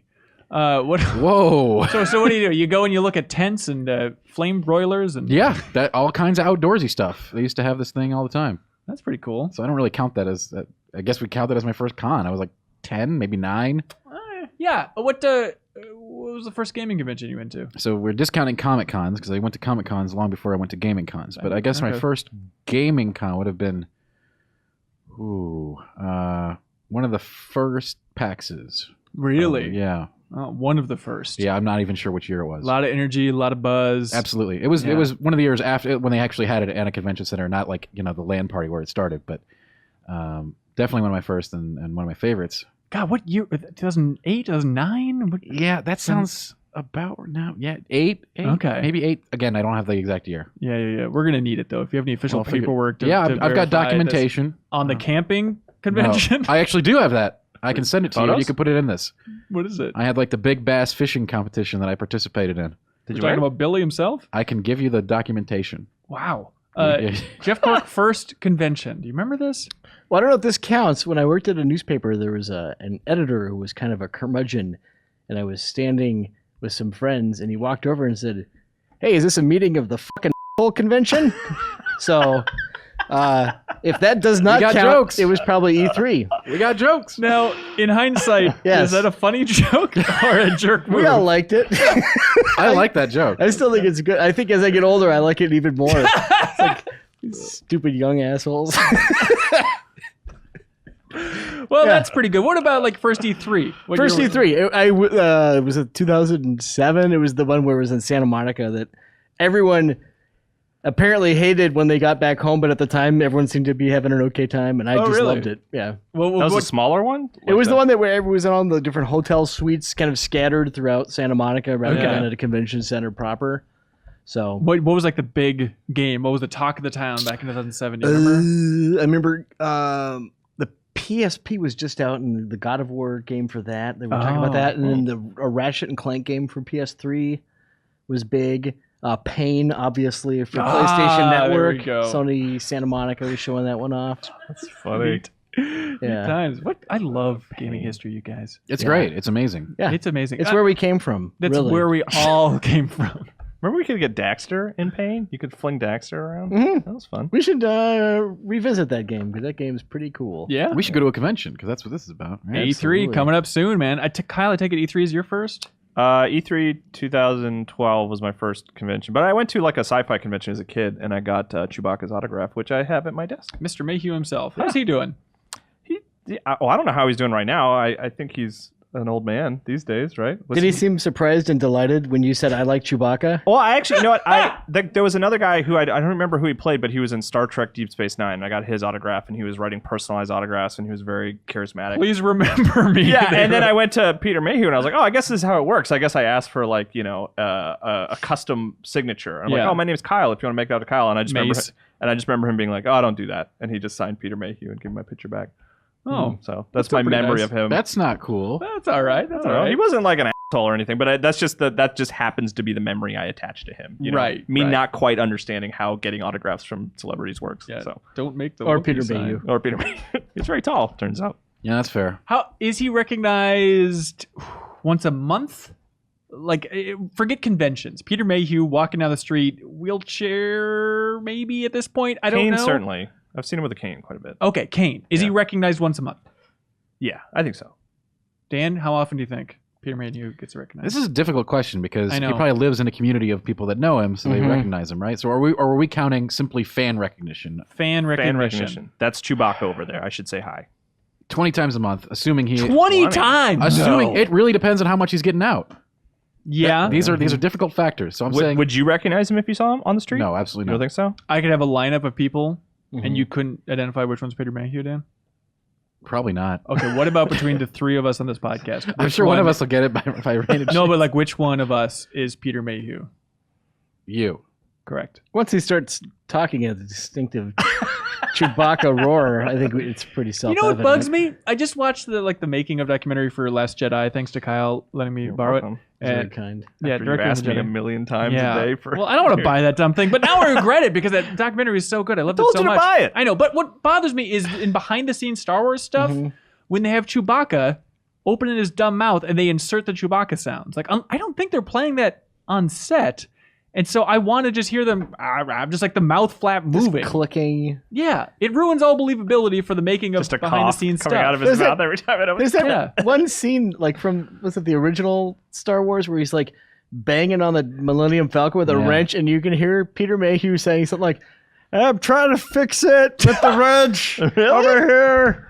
And then they dub in the Chewbacca sounds, obviously. Oh man. It's really dumb. Kind of like hearing David Prowse as Darth Oh, Vader. yeah. You're like, Wait, so is that like in like an early version of the film? You can hear it. Is that what you're no. No, actually, in the okay. in the Like- Blu-ray version though, there's a separate audio channel. If you only have your back left speakers, you can hear him say, "I'm working with Yeah, the wrench." make it good is the option. Oh, that's funny. E3 2011 for me. James Kloss from Springfield, Virginia, writes on and says, "Hey, Game Informer heroes." That's you, Dan. I'm aware. So are you. We're all Game Informer heroes here. Wait a minute, we're all heroes here, Wow. and they never die. The world Thanks. needs more heroes. Continuing the saga of the quote, "How do you wake up in the morning?" thing at the podcast, I wanted to contribute that I've been using my blank as an alarm for the past 10 years. His blank Cryptic. as an alarm. What do you guys Phone? think he's using as an alarm? Phone would be the Last too 10 obvious years. Well, it's answer, not right? phone. Here's You more. wouldn't have, yeah. Since I used it on a whim for a quick 30-minute nap 10 years ago, it has a gentle electronic chirp that is Oh. alerting but not abrasive, and it gradually grows in volume DS. as it goes on. The DS Lite. Yes. Yeah, that has a great alarm. Really? It has a clock that tells you exactly how much time it will be until the alarm goes off, which I liked. The other perk is that I found the battery lasts in that sole functionality for at least 1 month at a time, and so long certainly that I sometimes charge it just because I get paranoid run out of batteries unexpectedly. Game on and sleep well. Thank you. That's a weird thing to do, but I guess totally it's get it. cool. Yeah. Wow. It's pretty strange. I guess it works out. Do you guys do this little trick? This is one weird trick. Yeah, this is a life hack for you guys, and I want to know if other people do it. But I hate math. But here's the catch. Here's a double whammy conjoinder here. Is I hate math, but I hate sleeping in too long on the weekends. Like if I don't set an alarm, I'll sleep till like 1. Really? Yeah, I'm a maniac with sleeping. And so I have to set my alarm on the weekends, but on the weekends, I'm all over the map for when I go to sleep. You know? Mm-hmm. Do you guys do the thing where I always just tell Siri, like, wake me up in 8 hours to set the alarm? Do you do that? Well, Cork and I had kids. Yeah, so I wake that's up the best alarm for the early weekends. anyway. Yeah. So steal a kid. I got the body clock thing. What does that mean? Really convenient. Like I just, no matter what, I wake up. Oh, if I set the alarm, your brain. my mind wakes me up half an hour early for some reason. Just every time. don't wake daddy style? It's weird. Okay. And it's not great because on the weekends I do want to sleep in, but I wake up at the same time anyway. Wow. So All you right. tell Siri, wake me up in 8 hours. Yeah, and it works out so well. I love it. That's pretty smart. Thank you. Thank you so much, Kyle. You're a genius. I wonder if Apple knows about that. I'm going to call him up, yeah. Hero and a genius. Clay Kinson writes in and says, hey, Ben and crew, remember Gotham City Imposters? Yeah. I bet that game These would do really questions. well if it was launched now. Free to play. Yeah. Absolutely. This is Got monolith. trampolines. Play. It should be free to play. Chattering teeth. Yes. It was cool. Like you choose like what faction, right? It's like, oh, I'm one of Joker's henchmen, and now I have crazy rocket boots going around Yeah. Gotham. It was cool. You were like fans of either Batman or the Joker. So you would have costumes inspired by them, but you were never like affiliated personally with them. Yeah. And it had that cool cutscene in the beginning where it was like the idea was like you went to work and you had a normal day, you had a normal life, and you and this other guy went to work, and then at night you guys would become enemies and fight each other. Yeah, stop making those Mordor games, Monolith. Get back to good stuff. There we like go. Gotham City Imposters. Also, do you guys remember Arkham Origins had multiplayer? Yeah, that was weird. No. Dan, do you remember Infinite Crisis? Yes, I do. Did you play Infinite Crisis, that MOBA? Yeah, I did play it briefly. How is it? I mean, it's not here anymore, and there's a reason for that. Can you write a review of it, though? It was like League of Legends, but it did have, DC characters. They tried, but, again, it's just like Battle Royales are going to be. Justice League of Legends. I'm sure that joke was made 10 million times. It's true. It's just, when the market's that saturated and you're super late, good luck. Yeah. Good Better luck, have bud. Batman with you. Oh wait, that's Was not there a enough. question there, by the way, or was it just, Just do you remember these things? it? Do you remember that? We have a replay on it, I think, actually. Not a replay, but a Test chamber? test probably? chamber would have been named. On Infinite Crisis? Yeah. Really? In fact, we had more than that. We had a developer talk about it while we played. Really? We did. I remember Check this. the Game Informer video vault. We'll build one eventually. Hugh from Chicago, aka God's Country, sure, says, hey guys and gals, today I was going through the backlog of your show on YouTube. Specifically, I was listening to the episode from July 15th, 2016. While Joe was talking about blank. It's going to be every question. Today's theme is No, it's blank. not. DS. Is this a trivia show? Joe was talking about Life is Strange and how much he enjoyed it. I kept wanting to talk to him through the computer and tell him there will be a sequel announced in the not too distant future. I found myself doing this the more I listened to past episodes. My question is, if you could go back in time and tell past you about a game that would be coming out in the future that has not been announced yet for them, what game would you tell your past self about? I would probably go back in time to the N64 era version of myself, which I guess is just polygonal and weird and blurry and foggy. And says, and they love playing Super Smash Brothers. And he would tell himself that one day there will be a Smash Brothers game with Pac-Man, Mega Man, and Sonic in it. I think his head would explode. Okay. Well, I don't know. I don't want those secrets ruined for me. I guess I would tell myself, don't worry, there will be a good Batman game someday, I promise. And But then I don't know what I would do with that information. Right. And Okay, then- I'll wait a couple of years, I guess. and then you'd make out with yourself? Yeah, that's the Okay. next logical step. Okay, yeah, I think that's good. Because I'll be an adult and I'll be going to see my child version of it, which makes it extra creepy and weird. Right. I'd probably go with like the South Park RPG. I'd go back to like peak South Park fandom and be like, hey, you know those JRPGs you like? There's a good game coming up in a long time. Sit tight. No, it's not. Starving Marvin is not playable character. It's not the tower defense game. Don't be confused when that one comes out. That don't want to that talk N64 about. one. Yeah, don't do that either. Beaten Down Brian from Ireland, who he calls Dog's Country. Oh, Come on. beating down Brian. And we've all done it, he says. Murdered. Beat down Brian? We've all had those moments where we've either ended up overthinking a puzzle, missed an important key object, or just gotten plain old stuck on something stupid that was obvious in hindsight. So with that in mind, what's the most stuck you think you've ever been in a game? Most stuck. Most stuck. Alex Kidd in High Tech World on the Sega Master System. The whole goal is it's like an adventure game kind of, and you need to go to this Sega arcade to play video games. Yeah. And as one of the puzzles, you have to go to this shrine and pray 100 times. And they did do stuff like that before. It was Games insane. used to suck so hard. So hard. And when you finally beat it, you just see this little like animation of Alex Kidd playing Hang On, I think. You didn't even get to play the game. Playing Hang On? Just What's watch Hang him On? play. You just got to watch him play the motorcycle game. Oh, okay. I was Yeah. hoping it would let me play. I don't know why I thought this during the Sega Master System days. Yeah, of course they're going to let me play a video game when I get to beat this video game. I'm an idiot. No dice. No dice. No dice. Yeah. That's good. Kyle, you're the master of puzzles, so I'd imagine you Yeah. never get stuck at anything whatsoever. Nope, never happened. No, I got an Ocarina of Time. I remember being stuck on. I needed to go back. I knew I could go back in time, Yeah. and because there's a period like you have to beat the first dungeon before you can go back in time once you go forward in time. Yep. And I needed to go back in time because I needed to get Epona, but I couldn't do it until I beat the first dungeon. I thought that was the way to do it, and I would even have dreams about how to do it, and I would wake up and I would try it, and it was not the solution. That is the best thing, by the way, though, when you solve a puzzle for a video game in your dream. Have you done that? Yes, Yeah. multiple Oh, yeah. times. What the hell? Yeah. I'm playing enough puzzle games, dude. Is that the thing? Or you guys That's just the thing. had I you will- guys The cheated? solution's always wrong, My God. Oh, but okay. like you dream that you figured it out, and then you wake up and try it, and it's like, this game's not gonna let you do that. What are you thinking? And I can't think of an example. I've had that happen multiple times, though. Where like, Wow. I've woken up and been like, oh, this is what I got to do. Well, mine was you have the three gems in Ocarina of Time that you put on the pedestal, and then you go forward in time. My dream was that in order to go back in time, I just had to remove them from the pedestal, and I was like, "Oh, duh!" And I woke up and I rushed and I went and tried it, and there's no option to remove them. So And then you make out with yourself. Joe Krasaworski from Chicago, I feel Illinois. like you really want this to happen. Yeah, will you Can you- stop beating around the bush? Can you at least push your face into a mirror for a while? Okay, last Friday, Joe writes, he says, last Friday I stopped to pick up a brand new PS4 Pro God of War Edition. I was listening to last week's episode on my drive home. The joy of going home to open up my new system and kicking ass as Kratos quickly led to a second guessing when the podcast mentioned the rumors of a PlayStation 5 launching sooner rather than later. Maybe later rather than sooner, but yeah. It made me wonder, did I make a mistake spending $400 on a new system if there's an even newer and presumably better system around the corner? Obviously, they're still going to make games for the PS4 for the first few years after the PS5 launch, but it's troublesome to know I could have waited and saved up for that instead. Around the corner. I don't know about that. You got a couple good years, and especially Well- if this is like your first PlayStation 4, like there's such a good Yeah. backlog at this point. His question was, was he stupid? Was it a stupid decision? Yes.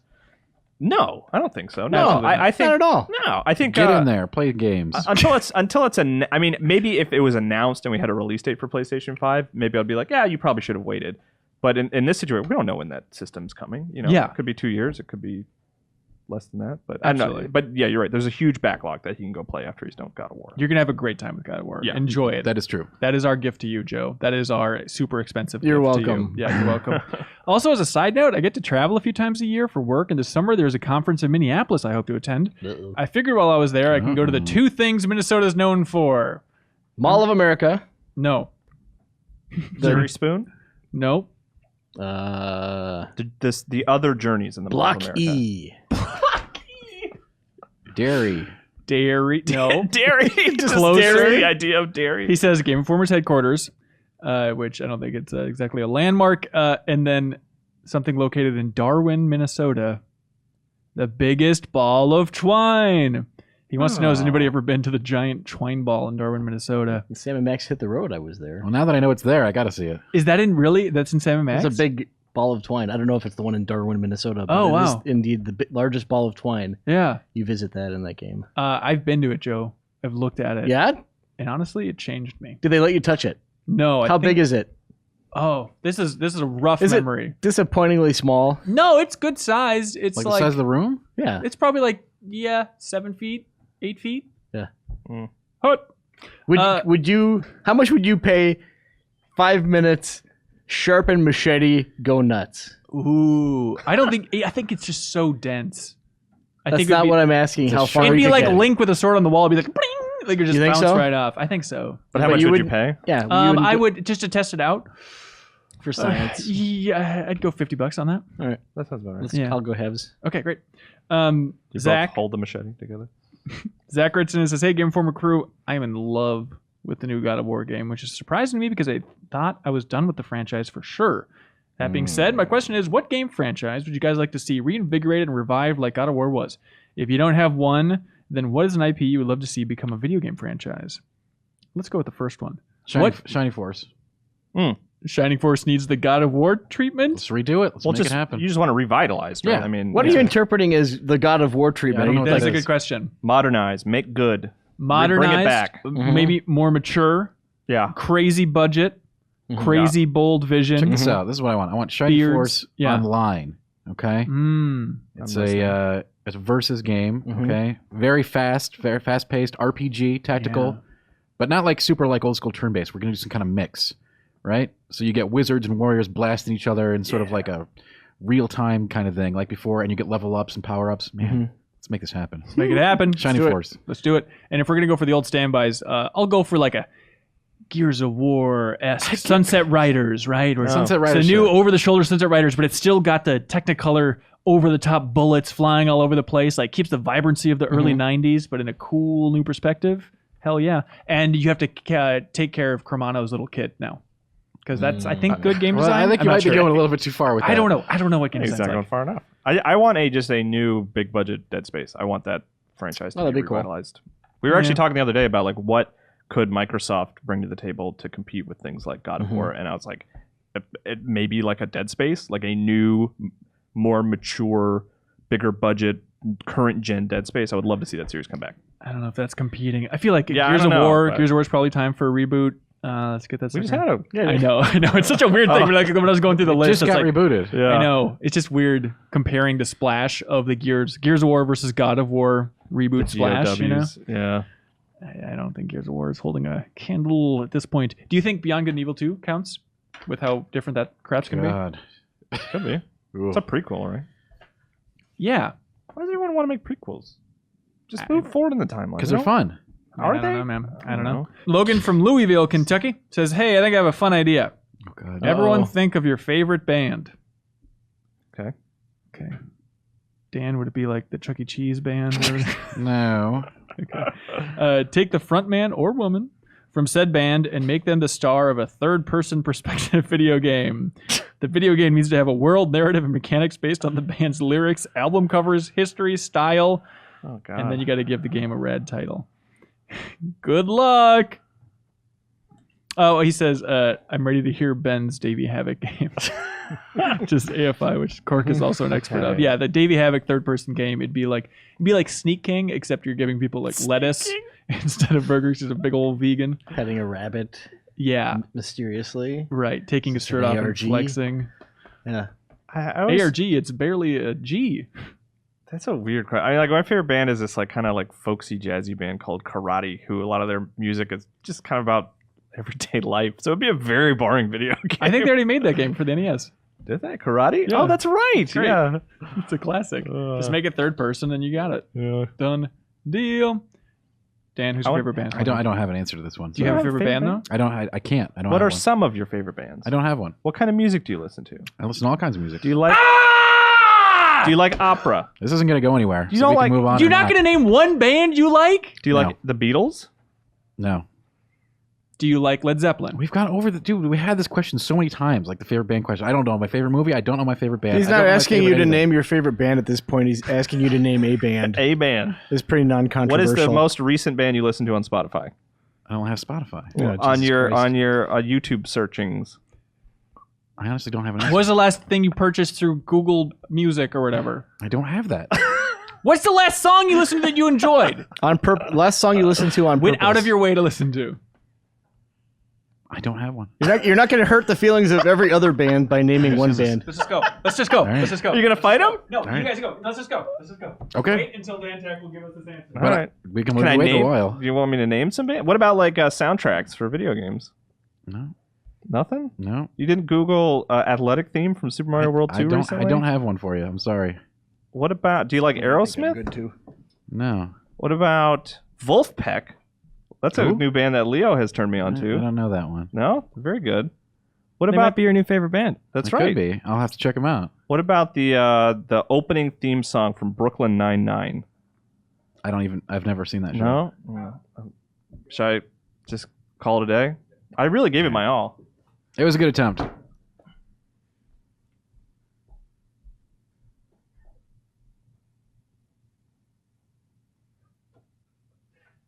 I'm here. I'm podcasting.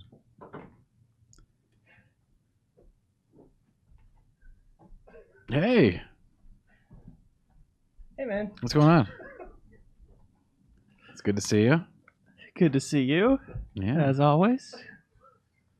It's been a cool day. We got some questions here on the podcast, I hear. Yeah, apparently. Yeah. Do other gamers think about this at all? I gotta read the whole thing, huh? Yeah, it's a lot of work. That's why we got Hanson to do that usually. Where'd he go? I don't know. Oh, this one I like. Hey, people, since Leo gets so much love lately, I have a suggestion. Leo should take a moment to compliment everyone hosting at that time. As he gets to each person, they lean back, put their hands behind their heads, and say, I could get used to this. That's a classic.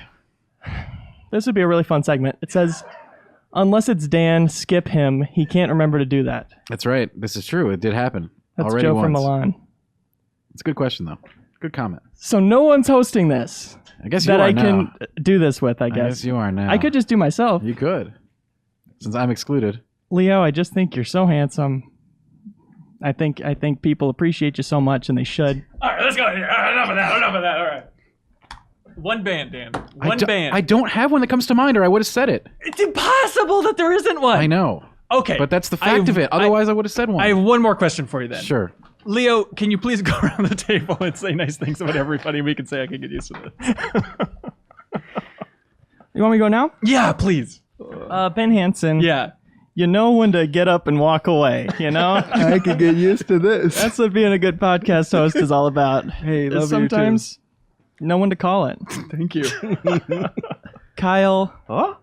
you're handsome as hell. No. You're high as hell. I love it. I could get used to this, I think. Big ups, man. Big up. Jeff Cork, Uh-huh. look at this boy go. He's reviewing games on a show with me called New Gameplay Today. This guy does it all. I could get used to this, Nice. friend. Dan Tack, I'm going to give you one. I'm excluded from this. I don't. Do you want one? I'll take one. Dan Tack. God's gift to streaming. True statement. The Lord himself, an honor to be in your presence. Do you want me to do it, or am I not supposed to do it because the email said not to? Dan, you do you, baby. All right, well, since you requested not to, then I won't do it. Fun! Derek from Lake Vermilion writes in and says, hey, Ben and friends, we got a podcast here, boys. Today, I learned what ASMR is, and that's not the Super Metroid remake I learned. Cork is doing it right now. Oh, it's Jeff Cork. happening. There's a dog in the studio. Today, I learned what ASMR is, and I searched for a video on YouTube. This is what I found. https:// no. I may be light years behind the times, but to my surprise, this video has 2 million views, and one very similar to it has 14 million views. This probably isn't a good fit for the podcast, but I find it to be the most fascinating thing I've ever seen, and there's no way I'm ever going to have a conversation about this in real life. It's literally a first-person perspective haircut. It's an hour long. I watched way too much of it. The amount of detail that goes into the video is insane. She strokes the camera like it's her hair and whispers. She acts like she's giving a haircut. The terminology seems spot on. I just can't get over the level of thought that went into this and the amount of people who are watching it. I get my haircut at Cost Cutter, so I have no idea how it goes in a salon. I guess it's supposed to be relaxing or weird porn. I'm gay, so I have no idea. I know it has nothing to do with the video game, but there is a part of me that wants nothing more than to hear y'all's thoughts on ASMR. Who is the person who wrote this letter? This is Derek from Lake Vermilion. Derek needs to listen to that while he's getting his haircut at Cost Cutters or whatever. Just to like a free upgrade, right? Yeah. Well, let's figure out what it sounds like. Leo in the booth, can you help us with this? Hello. Welcome to my hair salon. There must be something wrong. Is the volume low? I'm going to be taking care of you. Is this the first time in my salon? How many views? 14 2 million! 2 million. I promise that I will be careful and I will listen to your wishes and only create. And this video is an hour long? Yes. And we're listening to the whole thing. Leo, can you jump ahead to like 45 minutes in? She cuts every individual strand. Circular motions. What's happening? She's frying She the person's crumbling. head. It's just the curling iron was in too long. What's she doing, Leo? Those are snips, I believe. Wait, hold on, Leo. Can you ASMR describe what is happening in this ASMR video, please? She's snipping into her. Okay, no more. I can't take any more. I'm kind of into it. Dan, can you Yeah. help us with? well, can you give us some ASMR? And as I cannot give you an ASMR. No, but talk in the ASMR tone and say a name of any band in the ASMR tone. Can't do that for you. Okay, what? God. I think I get it. Like, Oh yeah, I think I get it too. what is it, Dan? Uh, Do you think it is perv? yeah, Perviness? definitely. Like, based on what we just heard, I don't listen to it outside of that. Maybe it's different, Yeah. but that was certainly like the intro to. Come on. I'd imagine, like, psychologically, the idea with ASMR is like, oh, it reminds you of when you're a baby or Intimacy, I think. Yeah. Intimacy. Someone whispering to you. That's what I'm missing in my life. Intimacy. There it is. Do you have anything you'd like to say in an ASMR tone, Cork? Me? Yeah. A band, maybe?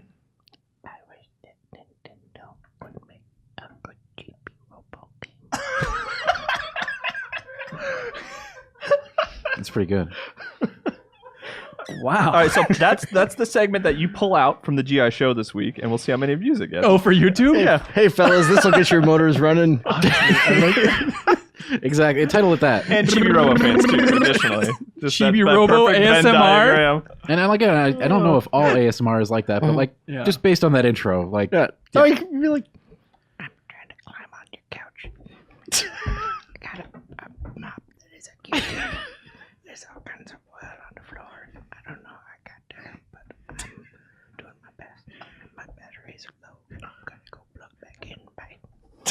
I have no idea if our compression's going to be able to work with that audio, Oh but my thank you, God. Cork. enhance. Enhance Steve Luzader says, hello, I'm Steve Luzader. No, I'm Steve Luzador. Which one do I shoot? Which one do I shoot? The other day, I had an idea for some kind of segment, like for radio or something, and I found it hilarious. Someone I shared it with suggested I send it to you guys, so I thought, what could it hurt? Our podcast, Steve. The idea is for a man of the street style game that's simply called Hockey Player or Pokemon. Simple idea, give the random person a name. That name is either the last name of an NHL hockey player or a Pokemon. You guys ready to play this game? Yeah, you are my hell man yeah. on I the love it. street. All right, do we ring, like, do we buzz in, or do we I all think you kinda just try to discuss come it? to some sort of Okay. agreement. Gotcha. Okay. Actually, Kyle, you can't play because Yeah, because Pokemon. you know all the Wait. Pokemons. Also, Tack knows the Pokemon as well. Well, okay. let's- all right. I think this is just Just Cork. for Cork? I think it's just All Cork. Okay, all right, that's Ready? fine. Gudra. Oh god, this is really hard. Gudra. That's got to be a Pokemon. Correct. Fleury. Pokemon. Hockey player. Hmm. Donskoy. Hockey player. Donphan. Pokemon. Correct on both accounts. Fenoof. New Pokemon. That's a hockey player. Jarnkrok. Well, hold on, what does that evolve into? It's gotta be a hockey player. That's a hockey player. Yveltal. Pokemon. That's a Pokemon. Landeskog. Hockey player. Serena. Hockey player. Last one's a Pokemon, but you were right. Cork, you did much better than I I expected. bet if you were, game. you could do that with Yokai. Also, I have a feeling it'd be a little more obscure. For maybe, Yeah. Oh, that's good. That's good. I like that game a lot. That's good. Hazel Mohammed writes in with the weird one, friend of the show from Columbia, South Carolina. Says, hey, Ben and crew.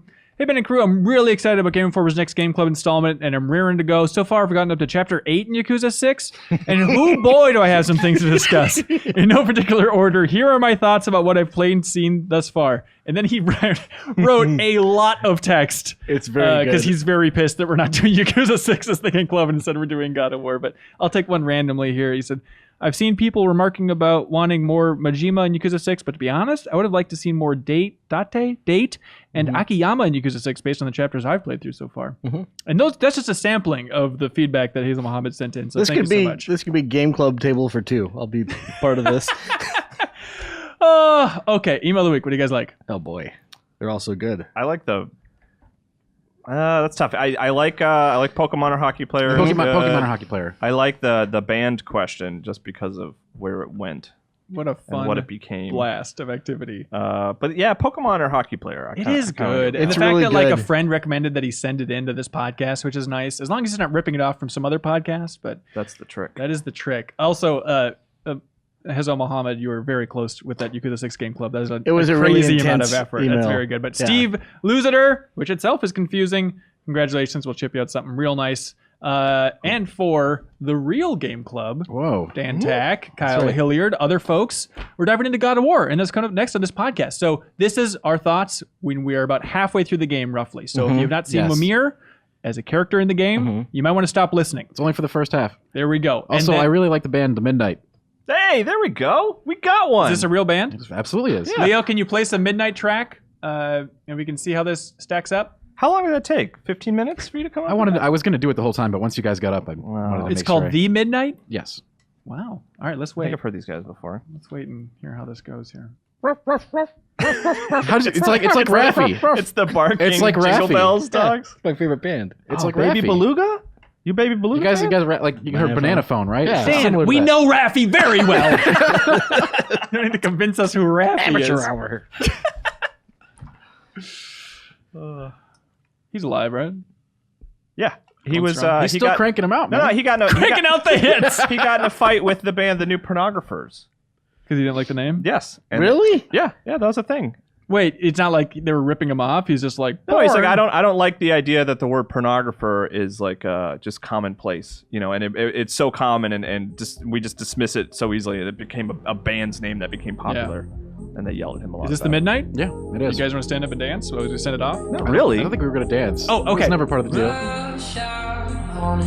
This is your music, Dan. You bet. There we go. That's Insight. We did it. Wow. Wow, there we I go. learned a lot about Dan today. Okay, let's end was the that. idea. The Midnight, look it up. Dan Tag recommended. Okay, as for everybody else, stay tuned for a whole GI Game Club where we dive deep and in a very fun way on God of War.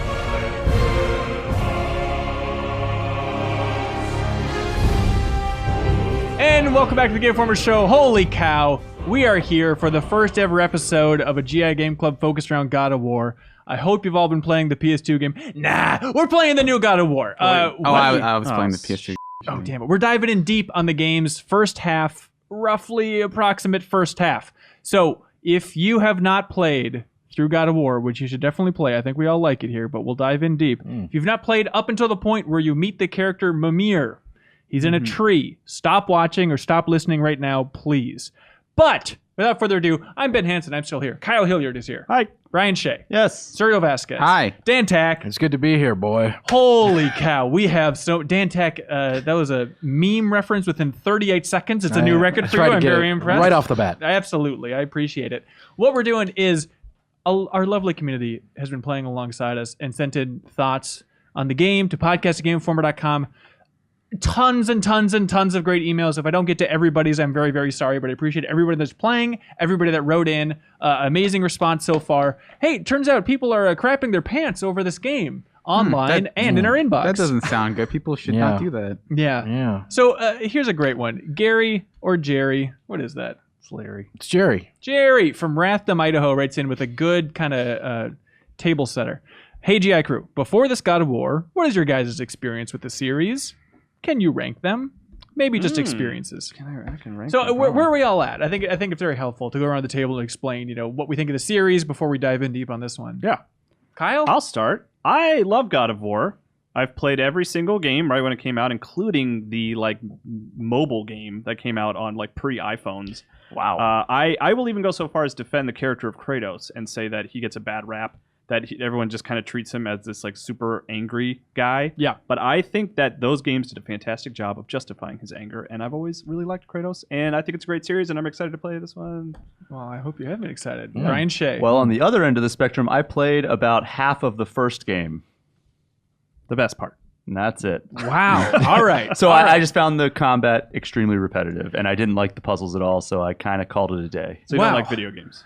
I think so. I think that's the conclusion. I'm with you, Shay, where I watched a friend of mine play a lot of the first one, and I've never really liked the series. I know this is a weird note to start this amazing God of War Set the discussion table. on. Set the Yeah, table. set the table. I have always been skeptical. It always felt like a dopey parody of a mature video game to me, like sex and quick time events and blood and gore. It's like this is lame. But that said, I'm loving the hell out of the new one. So that's where I'm at. But I am as well. Suriel, where are you, man? I've played 1 through 3, and I was never super into the series. I think I agree with Shades. After like playing God of War and Ninja Gaiden, or Devil May Cry and Ninja Gaiden, I always felt like this was sort of like it's really well produced, but the combat just isn't really there for me. And I played 3, and I was like, this looks really nice, but I don't know that I really enjoyed it. But I would say that this is probably my favorite one. But I also like 2. This is I'm going to set it all up, and then you're going to knock it out of the park here, Tack. Realistically, what I'm adding, I feel like, is like, oh, is that the studio? Maybe I'll have a little more dev insight than the average person for the cover story. Kyle, you're a great lore expert. Sure. Suriel, you're a great combat expert because you love stylish action games.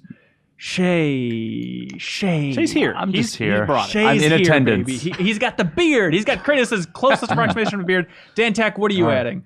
That's a great question. Why don't you tell me? Dark Souls? You had everybody else down. And no, I don't want any comparisons to this game to Dark Souls. That's anyone who's doing that is just plain wrong. But sometimes when you fight, you have to move out of the way. You roll a lot. Honestly, those comparisons are ridiculous, and it drives into the whole whatever. You got social media, people are going to say anything and everything. You've been seeing a lot People of that. are very now? measured on social media. There was some comments about that, and comparing everything to Dark Souls is a modern trend anyway. Right. It has no place. Well, here. which ones have you played? So I played 1. Just That's one? it. Yeah. Okay. Wow. So I'm not like a franchise. I'm not like into it or anything. But I enjoyed the first one. Okay, It was okay. sort of a trendsetter at the time, right? Like it was really bold and. Yeah, I liked that. So this is like I'm not coming from a place where I'm like, oh man, I love the whole series. Yeah. Oh my gosh, we have a lot of notes here, Okay, you guys. great. I've been laying this out on the table and getting terrified as I'm looking at this. Okay, as Sydney Cox writes in and says that they were 24 when the first game came out and it like fit their mood perfectly, their tone perfectly. And now he just really appreciates that the game has been aging along with him. And like this new God of War, now that he's more of an adult, he can appreciate it as an adult. Now he's got a family and kids. He says the new God of War has a real shot of replacing Super Metroid as his number one game See, of all time. man, Wow. I gotta just jump out there. Here right we go, now and Dan, say here we go. I realize everyone is very in love with this game right now. Yeah. I think there's a little bit of hyperbole going on there. I think this game is good. I don't see the game of the generation, 10 out of 10, any of that stuff. I'm not seeing that currently. Dan? I'm Yes. with you. Okay. Again, so we much still time have to talk play all half the about it. game. So I would love to be surprised, and Yes, people tell me I sure. will be. I think the glowing red hot response from the reviews, and again, first half of the game is all we played. I Correct. feel like in the long view of history, it's going to come down a peg, but maybe not that much. And I feel like I guess I should wait for the second episode to Yes. really dive into that. It's just like Can't wait. for right now where we're at. I'm not seeing it. Okay. All right, that's what I want to get on the table. That's fine. There's for me one moment where I felt like, oh, this game is doing something really cool, and then from there it feels like it leveled off, it hit like a very high peak and then has leveled off, which is, this is sort of one of the issues that comes up with like game discussion is that sort of early reviewers are always surprised by how good a game is, and then sort of the subsequent discussion is always tempered by like, oh, this game's amazing, and everyone else's reaction is always sort of bouncing off of that. It's Breath like, well, of the Wild. yeah, like everyone just sort of wants to sort of flow against that to some degree. Mm-hmm. And I think the issue with that is that I'm enjoying this game. I'm having a lot of fun with it, but it feels like anyone who's not sort of over the moon is seen as like, oh, you're like, you must hate it or whatever. No, I still like it. It's just, it's hard to sort of put it in that position. And we're only halfway through the game. I cannot stress that enough, everybody. So yeah, I want to talk about that a lot more after I finish it because. Absolutely. But let's get back into the questions. Oh my gosh, we have so much. We just as an intro scatter shot. Let's keep throwing through these. Kyle from North Carolina has a very interesting observation. Yes, I agree. He's right over there you here. go. I'm from Wait. South Carolina. Completely Same different thing. person. Are there two Kyles on planet Whoa! Is it Hilliard? Yep. He says, did any of you turn on the captions before starting the game? If so, did you also find it hilarious that the very first caption in the game is Kratos, angry scream, in parentheses. Because that's the first thing he does when he cuts the tree down in the very beginning of the game. What a perfect way to start the new game about an angry man god. I didn't start it until I didn't put captions on until it kind of let me. I just started the game immediately, but I play every game with captions. But yeah, Really? I did. end up I do playing too. that. I do too. It's Barely funny, ever use captions. Angry Man God was actually the original name for God of War. before they changed Master it. of Subtlety. There For- we for the go. new one? David Jaffe. For either one. Real quick. Kyle also writes in and he hits it, and I feel like we gotta hit it because it's funny because we had copies of the game we were playing before it came out. Yeah. And there is this bubbling, like I can see it scatter in my own notes of like, hey, he's saying boy a lot. And now it's just become like the number one reference for God of War. It's pretty 2018. ridiculous. It's a little overbearing. Yeah. Well, Kyle writes an email and says, you want to read this one, Dan? Sure. Yeah. Boy, boy, boy, boy, boy, boy, boy, Yeah, boy, yeah. boy, boy, boy, boy, boy, boy, I could boy, see that. boy, boy, boy, boy, boy, boy, boy, boy. Wow, people named What a Kyle sure delight. deliver great points. Sincerely, though, can we each go around the table and do our closest approximation of the Kratos boy? Oh God, boy, boy. Boy. Do not be sorry, boy. Boy, I think Dan wins, honestly. Yeah, yeah. That's It's good. like, I think a couple of us had like a certain southern hint to his voice, which Yeah. isn't accurate. Brian went a little Hank Hill, which I like. but God damn it, boy. Adam from Salem, New Hampshire says, yo, yo, yo, boy. I'm loving the way this game approaches Norse myth. Santa Monica does such a great job of adapting the legends while still injecting something of their own to the character and environmental design. I read Neil Gaiman's Norse mythology last year on a whim, and boy, oh boy, am I glad I did. There's some interesting facets, such as Baldur's invulnerability. I can't imagine we'll talk about that again. And they're directly tied to stories about him. It's very cool to see him tied into the storyline. It seems like everyone's digging the mythology, the new world. yeah, Except like there's a funny one where someone wrote in saying that like they tried Googling a name to learn more about Norse mythology. Like, oh, I wonder if this is a real person. And there's a spoiler city. So, so if you have not I mean, finished the game I did yet, that too. yeah, don't Google any name. Like it wasn't like an in-depth God of War Google. It was just Norse this mythology. one. No, yeah, and I think just one name from the game. Right. Done. Although to And I be think fair, you can go on any website at this point and maybe get God of War spoilers. a lot of Apparently, folks, YouTube is a minefield. Oh yeah. There are a couple things that I saw in YouTube comments that I wish I didn't see, but nothing devastating yet. It's just kind of like, I figured, but nothing devastating so I far. think even with having a cursory interest in Norse mythology before the game sort of tells you a lot just about some of the characters, which I don't want to get like knowing what the consequences of X and Y would be if X, it's I wonder, and I really hope that by the time I finish the game, there is something like nothing is more geeky and satisfying to me than if like Santa Monica took Kratos into account for Scandinavian mythology. Like if there's just like in the poetic Edda, prose Edda, or whatever, there's just like one hint of a vague line that somehow could connect to this game. Curtis. like I think there's some very obvious things that can be extrapolated based on even where we are in the game, and I don't want to. Because they could be spoilers. I don't want to talk about We'll them. get into speculation later on for sure. But do you sort of know, you were squinting there, Kyle. Do you know what I mean? No. Like backwards engineer Kratos into the real world mythology. Like if at some point someone in Norse mythology said, "Oh, and I fought this one guy who happened to have an axe," Right. Or that's not something that okay. obvious, I and see then what they you're sort saying. of like like jerry retcon rig him into that almost. role. Yeah. yeah, historical retcons. Yeah. based on games. I It'd be see so what you cool mean. if they do it. Because for the original series, like they did insert God of War into Greek mythology in a very overt way. But you're saying like the reverse almost. Here yeah, is it's what not you're important. We have a lot He's to saying get through just here, Kyle. make him I fit. got it, guys. Let's We're move just on. saying make it fit. All right, Steve Barfoot, great name, great email. Says, hello, crew. It's my first official game club.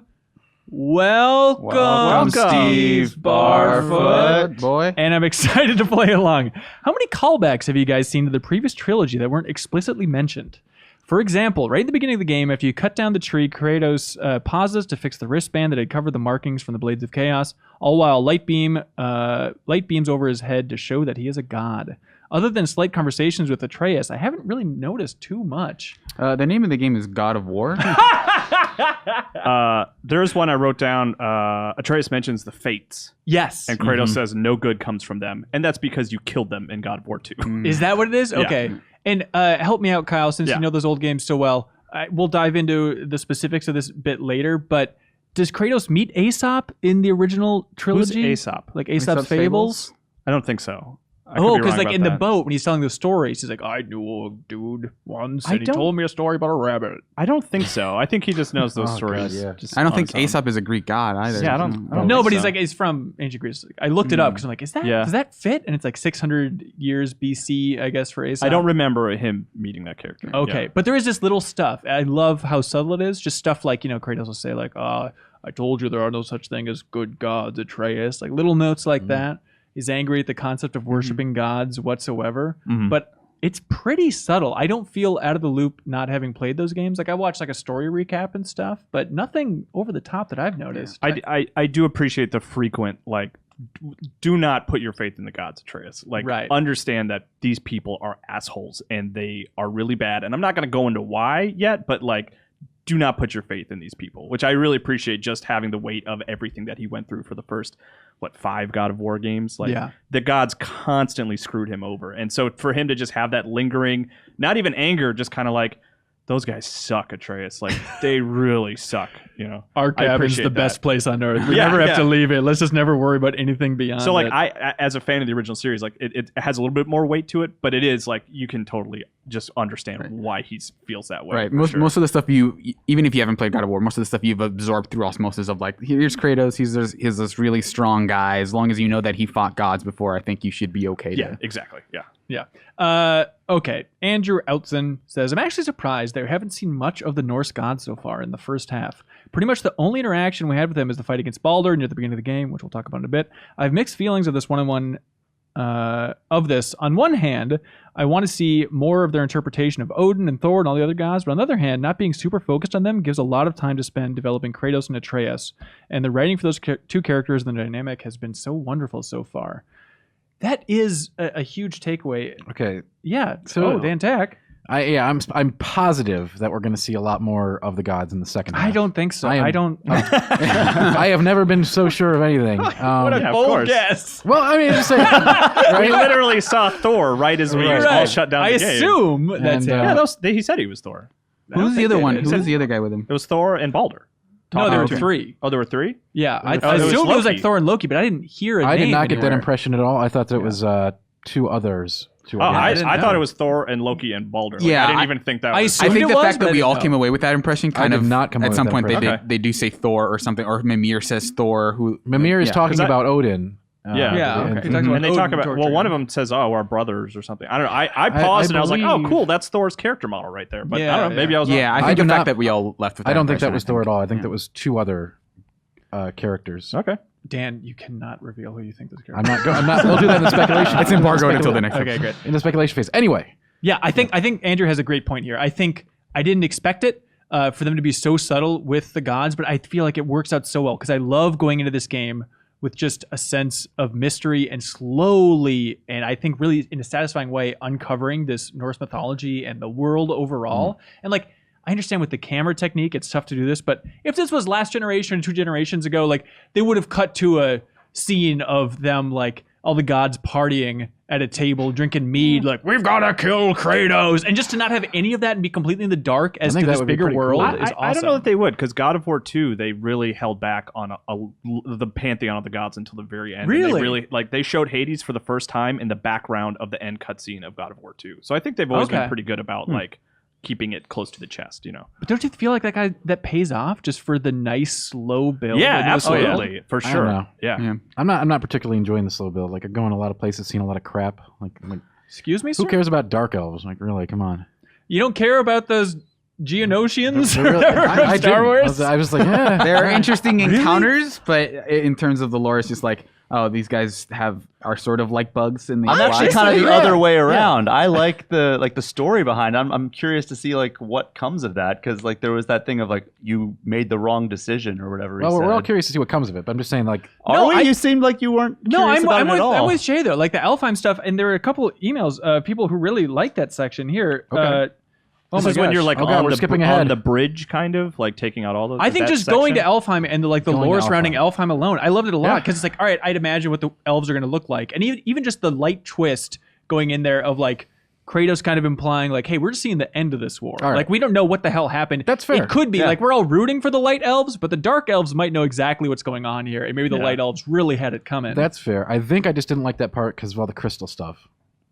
You didn't like the crystal stuff. Like the crystal stuff. We have 17 emails of people loving the crystal stuff, demanding Dan shut down his mic. What specifically is the crystal stuff? I mean, moving the crystal, grabbing the crystal, moving, like hauling it, putting it down. Yeah. It's true. Out of all the gameplay so far, that's the one section I'm like, I feel like this is a little bit long. And other than that, I feel like it's so incredibly well paced, and that wasn't unbearable by any means. I'm not saying it's unbearable. I'm just saying I didn't love it. I like Atreus, who would be like, "What, are you gonna carry that thing all over the place?" Yeah, right, for sure. I will say, like, as much as I enjoy those encounters, I like sort of that section's environmental variety in terms of like, oh, now you're not in the snow anymore. It's not like the super mountainous Skyrim-esque kind of thing, but in terms of like, it felt like a sort of distraction in terms of I want to learn more about sort of the gods and sort of the through line, the main through line here. Yeah. And it feels like we're kind of pivoting away from that, which it wasn't terrible. It's just, it felt like, all right, when are we going to get back to the sort of the meat of this story? I still feel like if the meat of the story is the relationship between Kratos and Atreus, I feel like there's plenty of interesting stuff in Helfheim that still, lends to that meat, as people say. Nick Olson says, I think the most surprising thing about the story so far is how little they've delved into Kratos' past, other than characters saying, I know what you are, and such. I wonder if the back half of the game will dive into how Kratos went from being impaled by the blades of Olympus to married to widowed with a kid. It seems like they've actively avoided it, however. I'm sure things will change once Atreus inevitably finds out that his dad is a god. I'm sure there's something called foreshadowing. I can't imagine that game ends without sort of some, like, at least some good semblance of, like, this is what happens between the years, and this is, which I think will be part of when they get into the mother's backstory. I imagine, like, I have to imagine that is sort of the crux of, like, it's incredibly deliberate hiding the mother's story completely through this. I have to assume that that's part of the second. Well, I mean, they've said stuff like her family was murdered. The blacksmiths got her the axe. She was a warrior. Right. And you heard her voice in the light. Right. It's funny because I kind of feel like I know her a little bit, and also the way the game is structured, where it's a single shot. Like I don't think we're going to see flashbacks.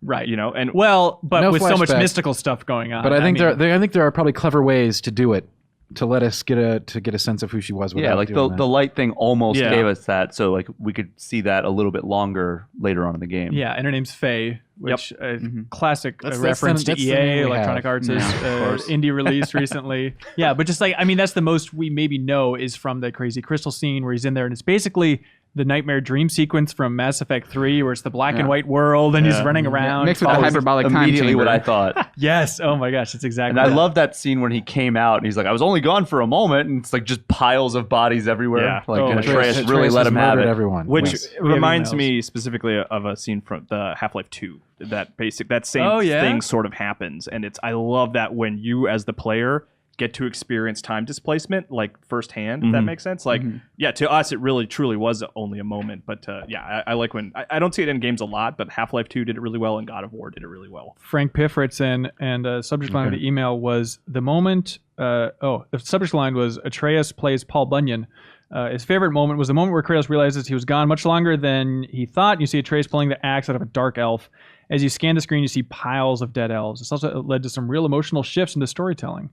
Tyler from Virginia says, after Atreus pulls Kratos from the light in Alfheim, Atreus is yelling at him about how he left him, took forever, and Kratos just seems confused. It was a big emotional moment, but after it was over and he took control over Kratos, Atreus' tone became like nothing ever happened, and he's like, oh, we can go this way, Dad. And he's wondering if we ever felt those weird tonal shifts. I guess that one didn't strike me. I feel I did like not. maybe not specific to that moment, but I feel like I have felt this weird tonal clash the entire game of just here's this very somber, serious, like an attempt to be sort of like not necessarily like The Last of Us, but like embody that tone of like we want to tell a more mature story. But then like the first thing you do, like the first sort of action you take is juggle a guy in the air and perform like a 6-hit combo. And like it feels more out of place than it did in the previous games. And I'm not saying like it's not good. It's just it feels like they want to have their cake and eat it too. Like we want to make this bombastic, very intricate combat game with upgrades and systems and skill trees. But then also we want to tell a very mature story that feels sort of like austere and very toned down. I feel like the most remarkable maybe about this entire first half of the game that I've experienced so far is that exactly thing, that thing where it is so gamey,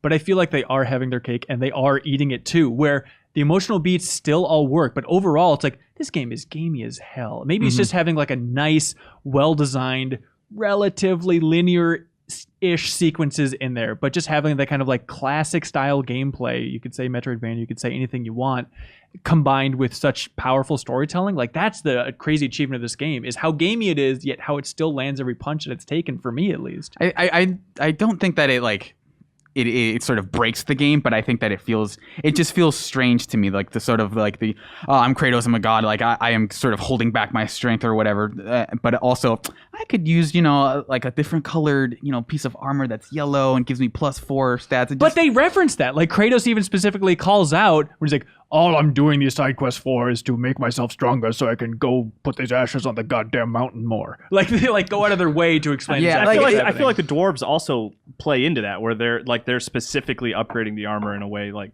I'm with Hanson, where it feels natural to me. Yeah. And maybe it's because I'm not as good at the combat as you. I'm not juggling people. I'm just like hacking my axe. How do you juggle? Okay, we'll get into it. There's a lot of Guys, you got to press R2. R2? I press it sometimes after I press R1 a bunch. Where do you find these buttons?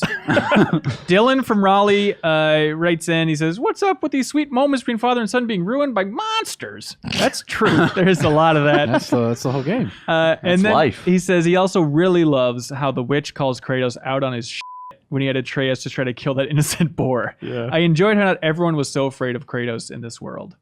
That was a very nice moment of just, hey, let's just, I don't know, use this piece of crap for target practice. And the witch is like, hey, what the hell? This is my buddy. Like, you cannot just do that. He's the last of his kind. To be fair, he had no idea whose buddy that boar was. It's important right? that Atreus gets his training, though, too. So, I think so you're for it. You're for sure, the why slaughter. not? Really?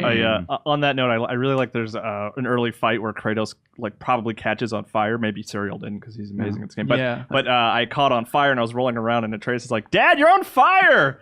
And Kratos is like, "It's fine. Don't worry about it. Just fire your arrows. It'll be okay." I don't know where you got this impression that I'm like amazing at the combat or I whatever. watched you play fighting games. I thought he was going to say he didn't know how you could catch that on doesn't fire. translate to every combat system known to Serial's man. the best video game player I've ever had. I'm glad we finally acknowledged it. I didn't know why you have to play with your sticks and just bang on the buttons loudly as you're playing this God of War. It's the only way to play. He said, "Whoa, you're on fire right now," is exactly what he said. And not in an NBA Jam fashion. I feel like... See, that's the tonal discord. It's just like sometimes it just becomes the NBA Jam announcer. I love that kind of stuff. Like, I love me too. Atreus yelling out. Even just, he's been surprisingly helpful because I'm an idiot when it comes to playing this game. The complete opposite of the god known as Serial over here, right?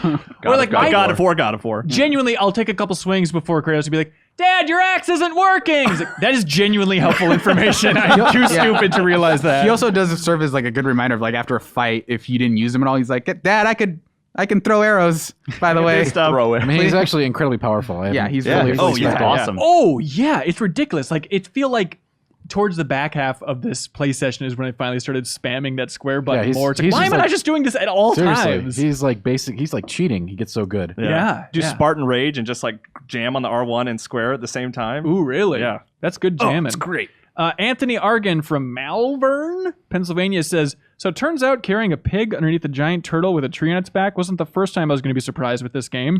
From the beautiful and colorful environments to the dialogue fleshing out a father and son's relationship, this game has been a well-paced, story-driven action masterpiece. Can someone tell Cory Barlog that my PS4 is not an airplane and to kindly ask his game to stop trying to take flight with it? I've never heard it louder, and I'm playing on a PS4 Pro." Yeah, I had to use headphones for that reason. Really? Wow. Even my Pro was like so loud.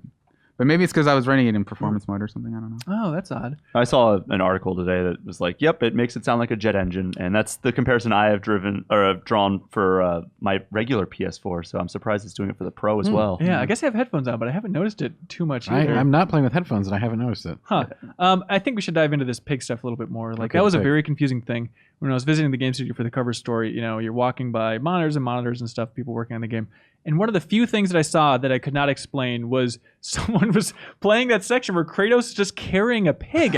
And so in my mind, I'm like, is this just a wacky side quest in the new God of War? Like, what the hell could this possibly work? And it turns out it's a touching little moment within the context of the main storyline. But when that turtle stands up, that was maybe the first, well, other than the fight with Baldur, which we're getting to in a little bit here, that was the first real impact moment of the game. It's like, oh, this world, I'm so excited to see more. I'm so excited to explore. That and the moment with the, was that before or after the world beast kind of looks you in the eye? Oh, that was before. That's no, is it? No, I think it's after. It might be after. Really early. Because I think those are the two moments where it felt notably different from other games because of sort of like the tracking camera. Wait, are you talking about the world serpent? Yeah. Oh, the world serpent, yeah. The pigs before that, because after that you get in the boat from the witch's house. That's right. Okay. That's right. You're totally right. Yeah, absolutely. Seeing that turtle is so cool. What do you think about the witch character in general? I think she's cool. She's good. I like that she instantly kind of recognized that Kratos was something special.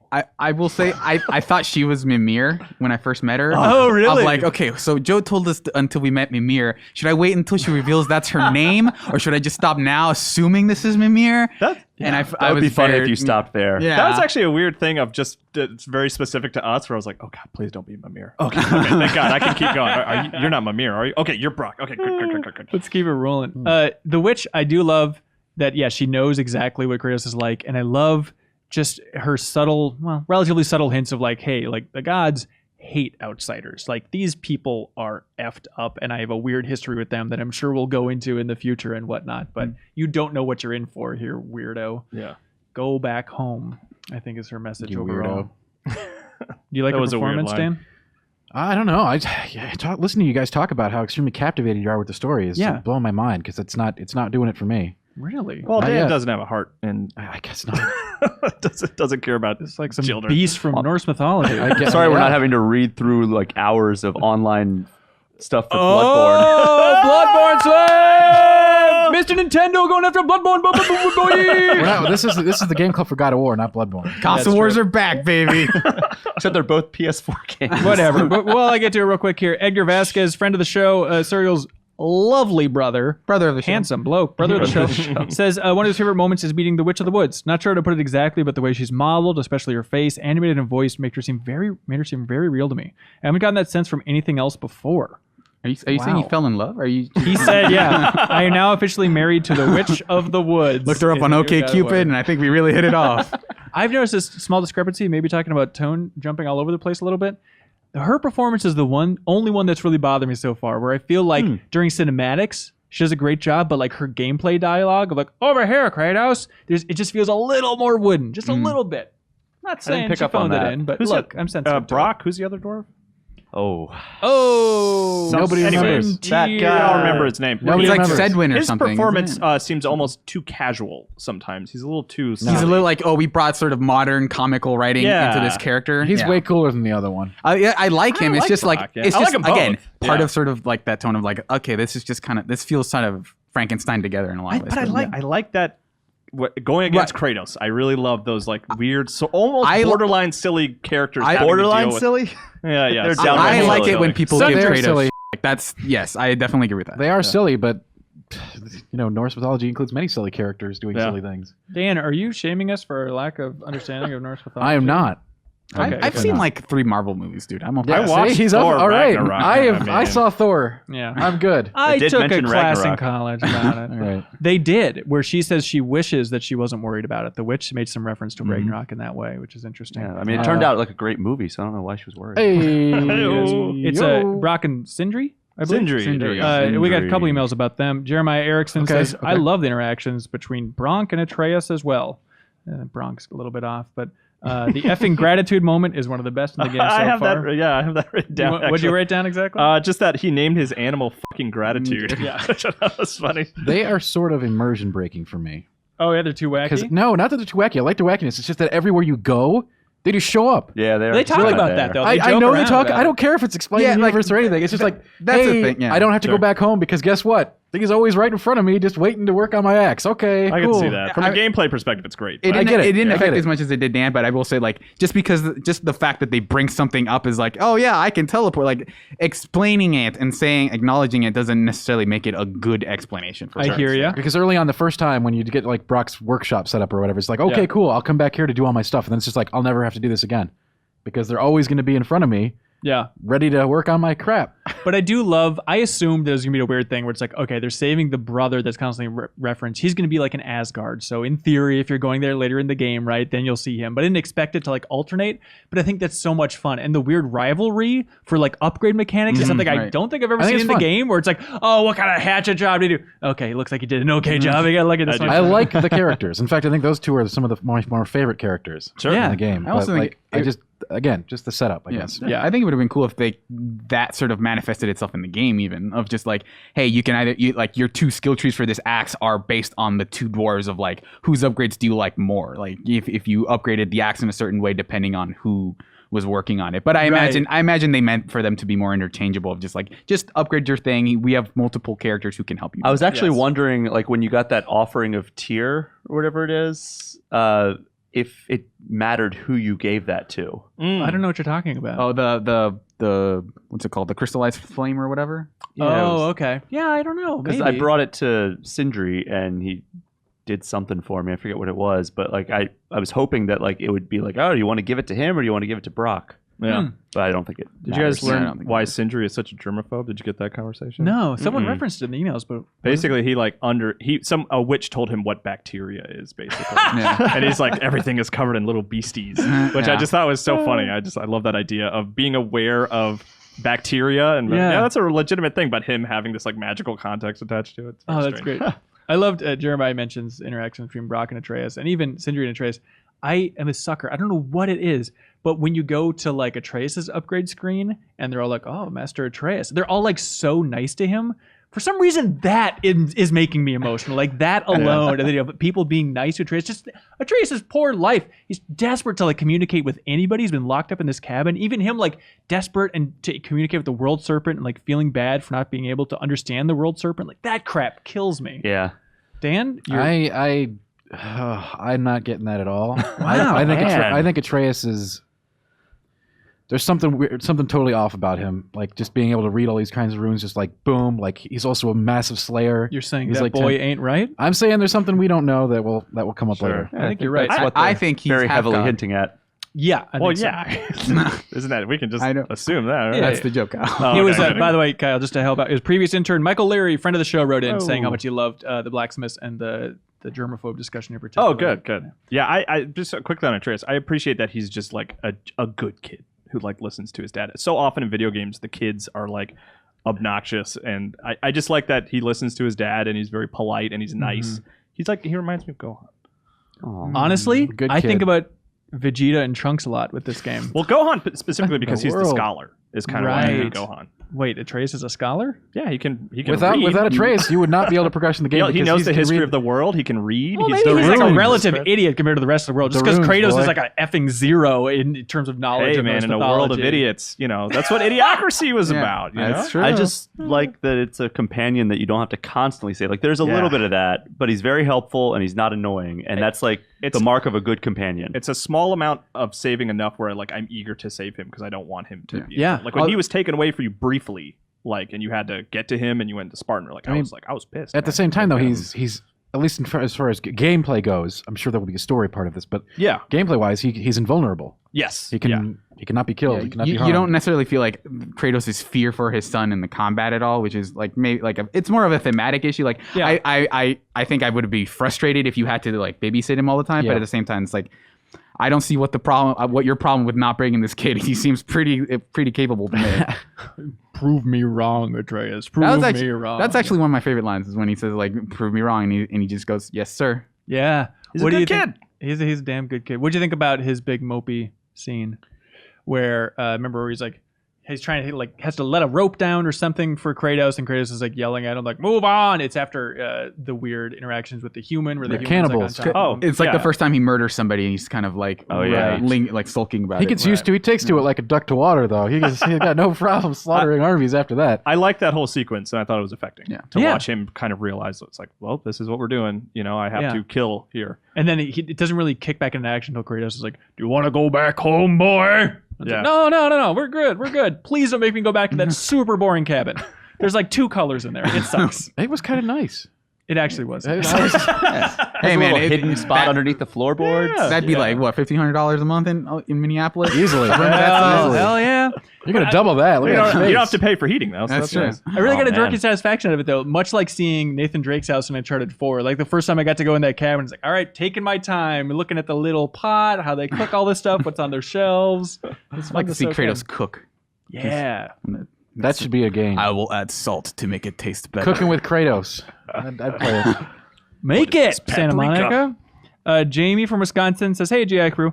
Gotta say, one of my favorite things about the game so far is the subtle humor that keeps popping up. Especially the moment when you arrive where the original demo that was shown at E3 took place. Entering the area, you expect the same moment to kick in and fight to begin, but to our surprise, no fighting. And ogre, just a few wolves. Then the funny reference of Kratos talking to Atreus and mentioning how he's expecting a much bigger fight.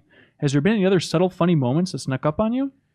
I don't know if they were subtle. The funny moments have pretty much been I have a few, yeah. Yeah, what do you got, Kyle? There was early on, there was a very, very good are we there yet moment where he kept saying like, well, how long is it going to take us? Kratos is like, as long as it takes us. Well, where do we go? This direction. How long is it going to be? And Kratos is like, I don't know. And it very much reminded me of like that are we there yet moment. Yeah. And then also I don't know if you guys have encountered that horn there's that horn, and Atreus wants to blow into the horn, and Kratos is like, we don't know what it does. And he's like, you pull every lever you see. Like, why are we waiting to do this one? Like, I've done those before. Call him out on the gameplay. Throwing the gameplay. And I also like when you have to break I don't know what you call them, but he has to like break 3 at a time of those like glowing things. The runes. Yeah. Oh, you mean the gameplay of the first half of God of War? No, there's a moment, like a little bit, like when you're fighting the elves, and there's like 6 or 7 of these like the plants that you have to break, and there's these like, and then the puzzle is you have to figure out how to those were annoying. break 3 at a time. Yeah, the weird juicy Elfheim plants. And like it took me a while to figure out how to do it, and Atreus was like, Dad, you're not going to be able to do this. Yes. Like, let's move on. And I love, and especially with the weight of the rest of the series, as I have of me always being by myself to solve puzzles in the past and taking my time to solve these puzzles at Kratos, to have this moment where the son is like, Dad, you can't figure this out. What are you doing here? And Kratos is being like, look, I got this. I have pushed plenty of boxes in my life.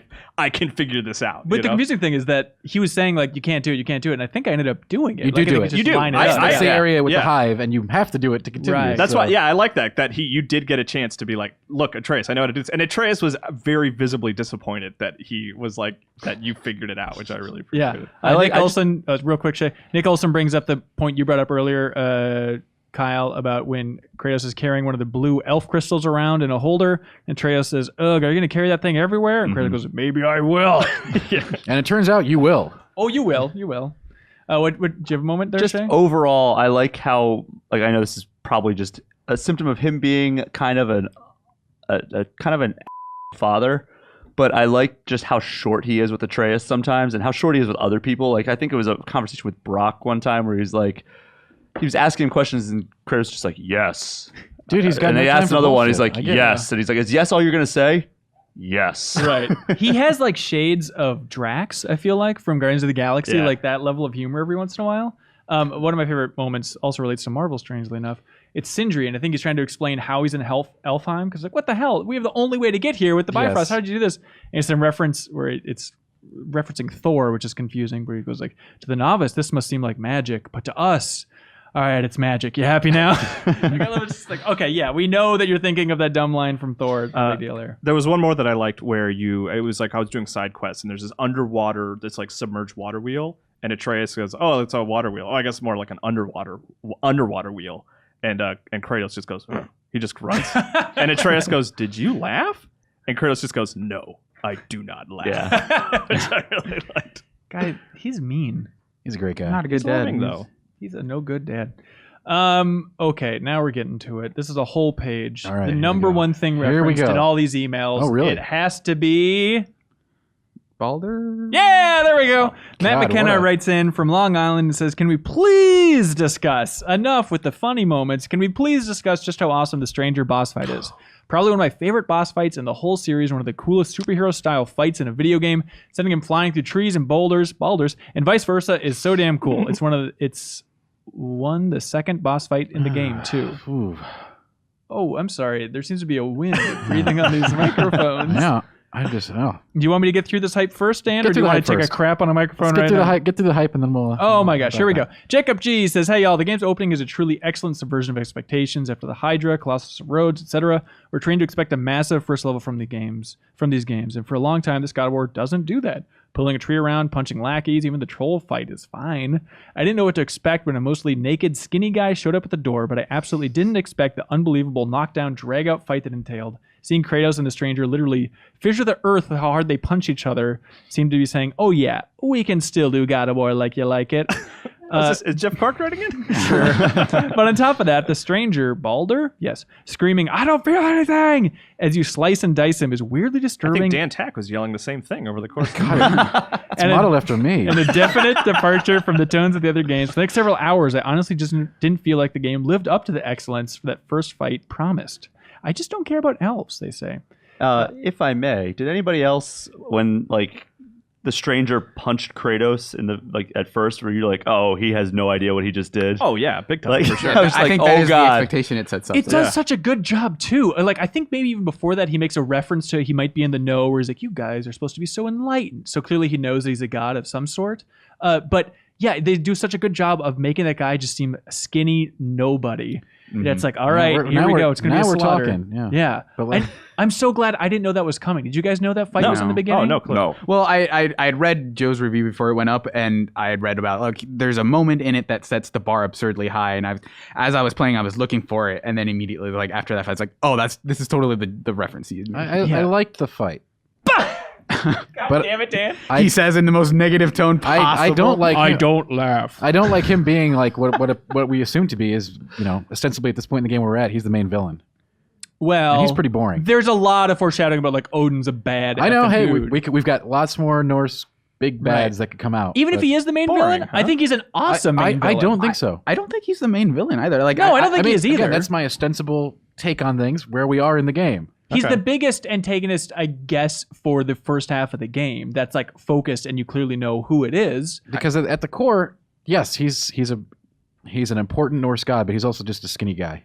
For I sure. saw him as a messenger. Yeah, It's yeah. kinda how I He was read the it. envoy. He was like sort of a foreshadowing of things to come, and like Right. And I think I agree with the person who wrote the letter, just because like it did set that bar really high, and I was like, okay, this is going to be a very different game, and like this is like I had sort of hints of like, oh, this game is going to surpass expectations, be a game of the generation, and I feel like after that moment, it feels like it does level off and just becomes like, all right, you're going to fight like 4 more trolls, and you're going to solve puzzles the way you have been in pretty much every other game. It's solid, and I like it. It's just that moment, like as much as I like it, feels like it sort of softens the impact of the rest of that game. And I do feel like from the hype, I'd imagine it gets back to those moments by the end. Yeah, Well, let's see I what hope so. happens. Obviously, I'm just saying, like, Yeah.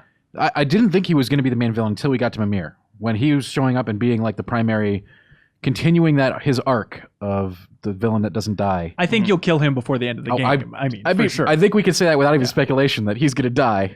Okay, let's focus on that fight.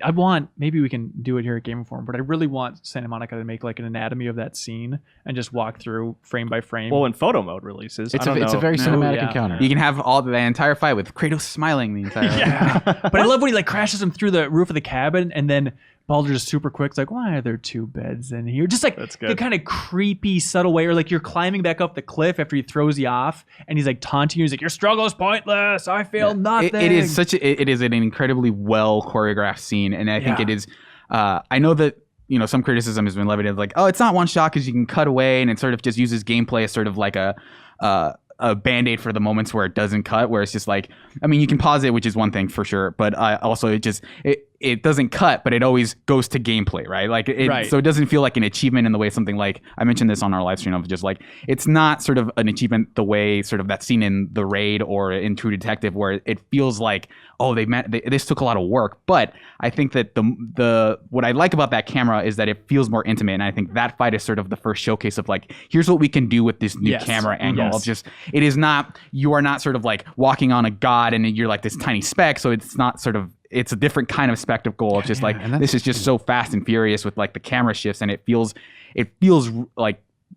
different from like God of War, and even it reminded me a lot of Hellblade too, of just like here's sort of this tracking shot where it feels really intimate, and that's kind of why I played it on performance mode. It makes for very intimate encounters, but at the same time, it also, I don't know. Like, I guess we'll get to the dragon later.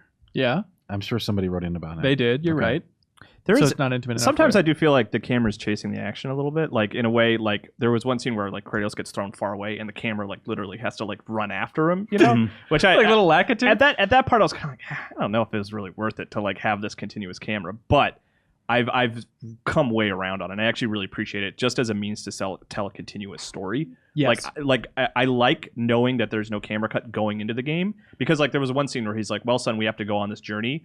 And I think in most stories, it would cut ahead to like, well, all right, a couple hours later, they're on the journey. Like knowing that wasn't going to happen and everything was going to continuously happen was cool. I also feel like that specific shot, which I actually kind of remember, I felt like it tied into sort of how disorienting like that fight must be for Kratos, of just like, I had no idea this was coming. Like because everyone goes into that scene expecting like, this is sort of when Kratos shows off a bit of just like, here's this guy who bothers, and like, it was supposed to be a show card of like, here's what he's done all these years, is just keep people away, and like then you're immediately surprised by the idea of like, this is the guy who's going to break through. This is the catalyst. What did he want? He made some reference for like, I just came here for answers. Actually, man. that's sort of the thing that it's frustrated deliberately me. left vague. It's deliberately vague, and I think I mean, we'll talk about it in the speculation phase. Yeah, I wonder how. we can how talk about it now. What do you think? How much of an unforced I don't error know, 'cause if that whole conflict could have been of just like. Yeah. I just needed to know where, I could find some berries, and it's like, oh, Kratos, it's over there. And then that was the whole thing. Like, the fact that they left what he wanted ambiguous is kind of like, all right, it's maybe a little, like, unless it's something major or whatever, it just feels like a little weird. And maybe just the answers he's looking for is like, what are you doing here, other god? Like, we know you're here. Yeah. I don't think that's it. Dan, what do you think? I think he was there for the mom. I think the mom is a god. Yeah, And I think Atreus is also a god. yeah. But make it explicit. Like, have a line that alludes to what is not necessarily like, oh, we know the like spoiler that this is what you want, but just like, I was waiting for that entire time of just like, what is he actually like? It felt really weird of like, you didn't let this conversation proceed long enough for someone to get mad. I mean, they keep bringing that up. Like, Kratos what does. did he want? Kratos or Atreus be like, what did he want? And it's like, I do not know, boy. Yeah. Don't ask me. I hit him before he could ask. Well, what do you think about real quick, Kyle? What do you think real quick with this tangent that won't let you get back to your point? What do you think about the idea of you say, oh, the mom's probably a god? Yeah. Well, what about like the magic that she clearly knows and she used in the forest to make like the ring of the trees? Which, by the way, I love that you could see from the top of the mountain again. I don't know if you guys did that again and look back down. But you can see the broken ring. So clearly she's knows some magic, and maybe he's like an old Vanir god or something somewhere in the realm of the witch. Well, I want to know something, and maybe this is, you guys know the answer to this, and I just wasn't sure. So she set up this protective barrier, right? Yes. And she used the trees to create that barrier, Yes. right? So, and then she marked the trees for Kratos to cut down. Yes. So she essentially created a barrier. When she passed away, she had Kratos remove the barrier, right? Is that what happened? Right. Yeah. Okay. I And wasn't in theory, totally sure the about question that. is like why? Maybe it's like And to it- force Atreus out of his comfort zone to get him to a different location so something magical can And happen. again, there's obviously something very important about delivering the ashes. This is not being done just as a token for the white. Going through Dan, hell you're and back. acting like a snob about like you guys know stories exist. No, right? I'm not. It's like, yes, we're aware. We've only played half the I'm not stories. exactly, and I want to play the rest so I can. Okay. I don't think she's a god, though. I could see it magical. now. She may not be. Magical, I think. That's my for theory. sure, I but- think she has some significance to the people who like Baldur and all the other gods. Yeah. I don't know if she herself is a god, but I think she does have like quite a bit of significance. So why does she want the ashes in this place? There's got to be a story. Yeah, I don't know. A story thing. I do think Baldur's coming after Kratos because of his history in Greece. Yeah. I think they see him as a danger to their Oh, way interesting. of life. Is what if they start is- believing in you instead? Well, not even believe in you, Yeah. but we don't want you to murder all of us Yeah. because of like We know what you did, If basically. this mass murderer from across the world Yeah. comes over here, we're going to be nervous. But about he's it. just living remember- in a shack. Yeah. Nobody cares. But remember I that don't the know. witch said I like would be nervous about it if, Yeah, if that my makes neighbor sense. was like, It's you also- know, a mass Known for murderer. killing I people also- named Kyle. Yeah. I also wonder if that protective barrier was sort of like a invisibility spell of some sort of. As soon as he cut down Yeah. that first tree or whatever, it kind of broke in. It's like, oh, this guy is right here. Like, we need to take this guy out Yeah. because like suddenly here, like to use another Dragon Ball Z illusion, there's a very high power level we need to take care of. our scouters are exploding. Well, yeah, I think that makes total sense. But remember, like the way the witch implies it is like they don't like outsiders. It's not just a matter of like Not even Yeah. just his history, just the fact that they don't know who he is. man. right. Like, hey, there's some weird crap going on here, and we're a bunch of drunk maniacs, and we want to take them out. I'm glad you mentioned Dragon Ball because we're not done with the stranger fight here. Okay. Adam from Salem, New Hampshire says, I think the stranger, who we come to know as Baldur, might be one of the coolest, most cinematic brawls ever. It felt like I've always wanted a Dragon Ball Z fight to feel in a game. Was anyone else blown away as I was by the camera tightening in every time you block an incoming haymaker, or the consistent contextual banter Baldur throws at you throughout the fight? Tyler Oldfield says playing that section this is why games are better than movies. Being able to control this section was just unbelievable. And Quentin writes in saying that it was just absolutely an unbelievable section. No, he doesn't. He says, this is my first game club. God of War has been an amazing experience so far. I can't remember the last time a boss encounter had left me nervous or cheering after his defeat like Baldur. However, I felt that aside from the absolutely astounding first fight with Baldur, the boss fights have been a little muted. Absolutely. Not by difficulty or creativity, but in scope. Maybe we've been spoiled too much by the fights in the original games with the Colossus-sized giants and great camera direction. Do any of you feel this way? Do you think these bosses pale in comparison to the original trilogy and Ascension? I can't talk about much of the bosses past the first one, so I didn't play them. But yes, I can tell you the bosses have not been like a very. They have not been an amazing experience for me. I thought the dragon was. I was like, oh my god, a huge cool dragon, and I like the part where you're fighting him on the lift. Yeah. And then when you get to the top and it's just a gimmick throw the electric football fight, I was like, what the? Alec Provost writes in and says, I wasn't a huge fan of the Dragon Boss fight. It felt too gamey, and it clashed a bit with the game's more mature tone. It's more of a Dragon Boss. Dragon Ball Z. It's more of a puzzle than a Yeah, it's just like you sit there and he just looks at you for like a straight minute. It's like, and then there's a little cue saying, pick up the electric ball, throw the ball at the dragon. It's gamey, yeah, but I feel like I don't mind if it's gamey. I think it did work. I liked it. Sort of my bigger issue is that like I don't. It ties a little bit into combat as well. It's just like the fight. You fought like 4 trolls or whatever, and I feel like they're recycling that boss a little bit too much. But it like even in tough combat encounters, I feel like I can just my old reliable is just throwing the axe over and over again, and it doesn't feel like if I'm ever in doubt, just chuck the axe, and that is not to me a very entertaining way to play that game, especially after you get sort of that upgrade where like you can bounce off and do like a second throw. But well, Kevin from Georgia writes in for you, Serial, and says, I know this was brought up during the 2-hour live stream game for you, but I have to ask, do you guys find yourself just throwing the axe as the safest way to kill almost everything in the game? I've noticed I was killing the larger enemies almost exclusively this way, and it wasn't until the later part of Elfheim where I actually started using more complex combos. I still go back to the old axe throwing standby for regular enemies, but I came to appreciate the runic attacks and skill trees more and more as it went on. I just think that they don't really offer you a good incentive for not doing that. Like it does just enough damage to where like I could probably like this isn't gonna take. It's not like Devil May Cry with the pistols where it's like I could do this, but it doesn't sound super good. Like it feels like it would take way too long, and there's no sort of like. I know that I don't want the game to be any more gamey, but there's no sort of incentive to get in like in Devil May Cry. It gives you like stylish points and you get upgrades like tied to that. Right. But here it just because there is no incentive to go in. It just I am going in and beating people up because it's fun, not because like it benefits me to do this. Because ultimately, like the best way is to just mash the square button and throw the axe as often as possible. Like that's the best way to approach combat in most situations. Yeah, for sure. Shay, are you doing about the same thing in combat then? No, actually, I'm barely ever throwing my axe unless it's like I'm on an approach and I see like a group of like 4 guys off in the distance. I'll throw at one of them and then I'll run in and beat the crap out of them with my bare fist so it gets their stagger meter up, and then I'll get Atreus to shoot him a couple times and then tear him in half. There we go. I've relied on the axe maybe like once in that way where you just throw constantly. Where I was doing a side quest where I was fighting enemies that were over leveled.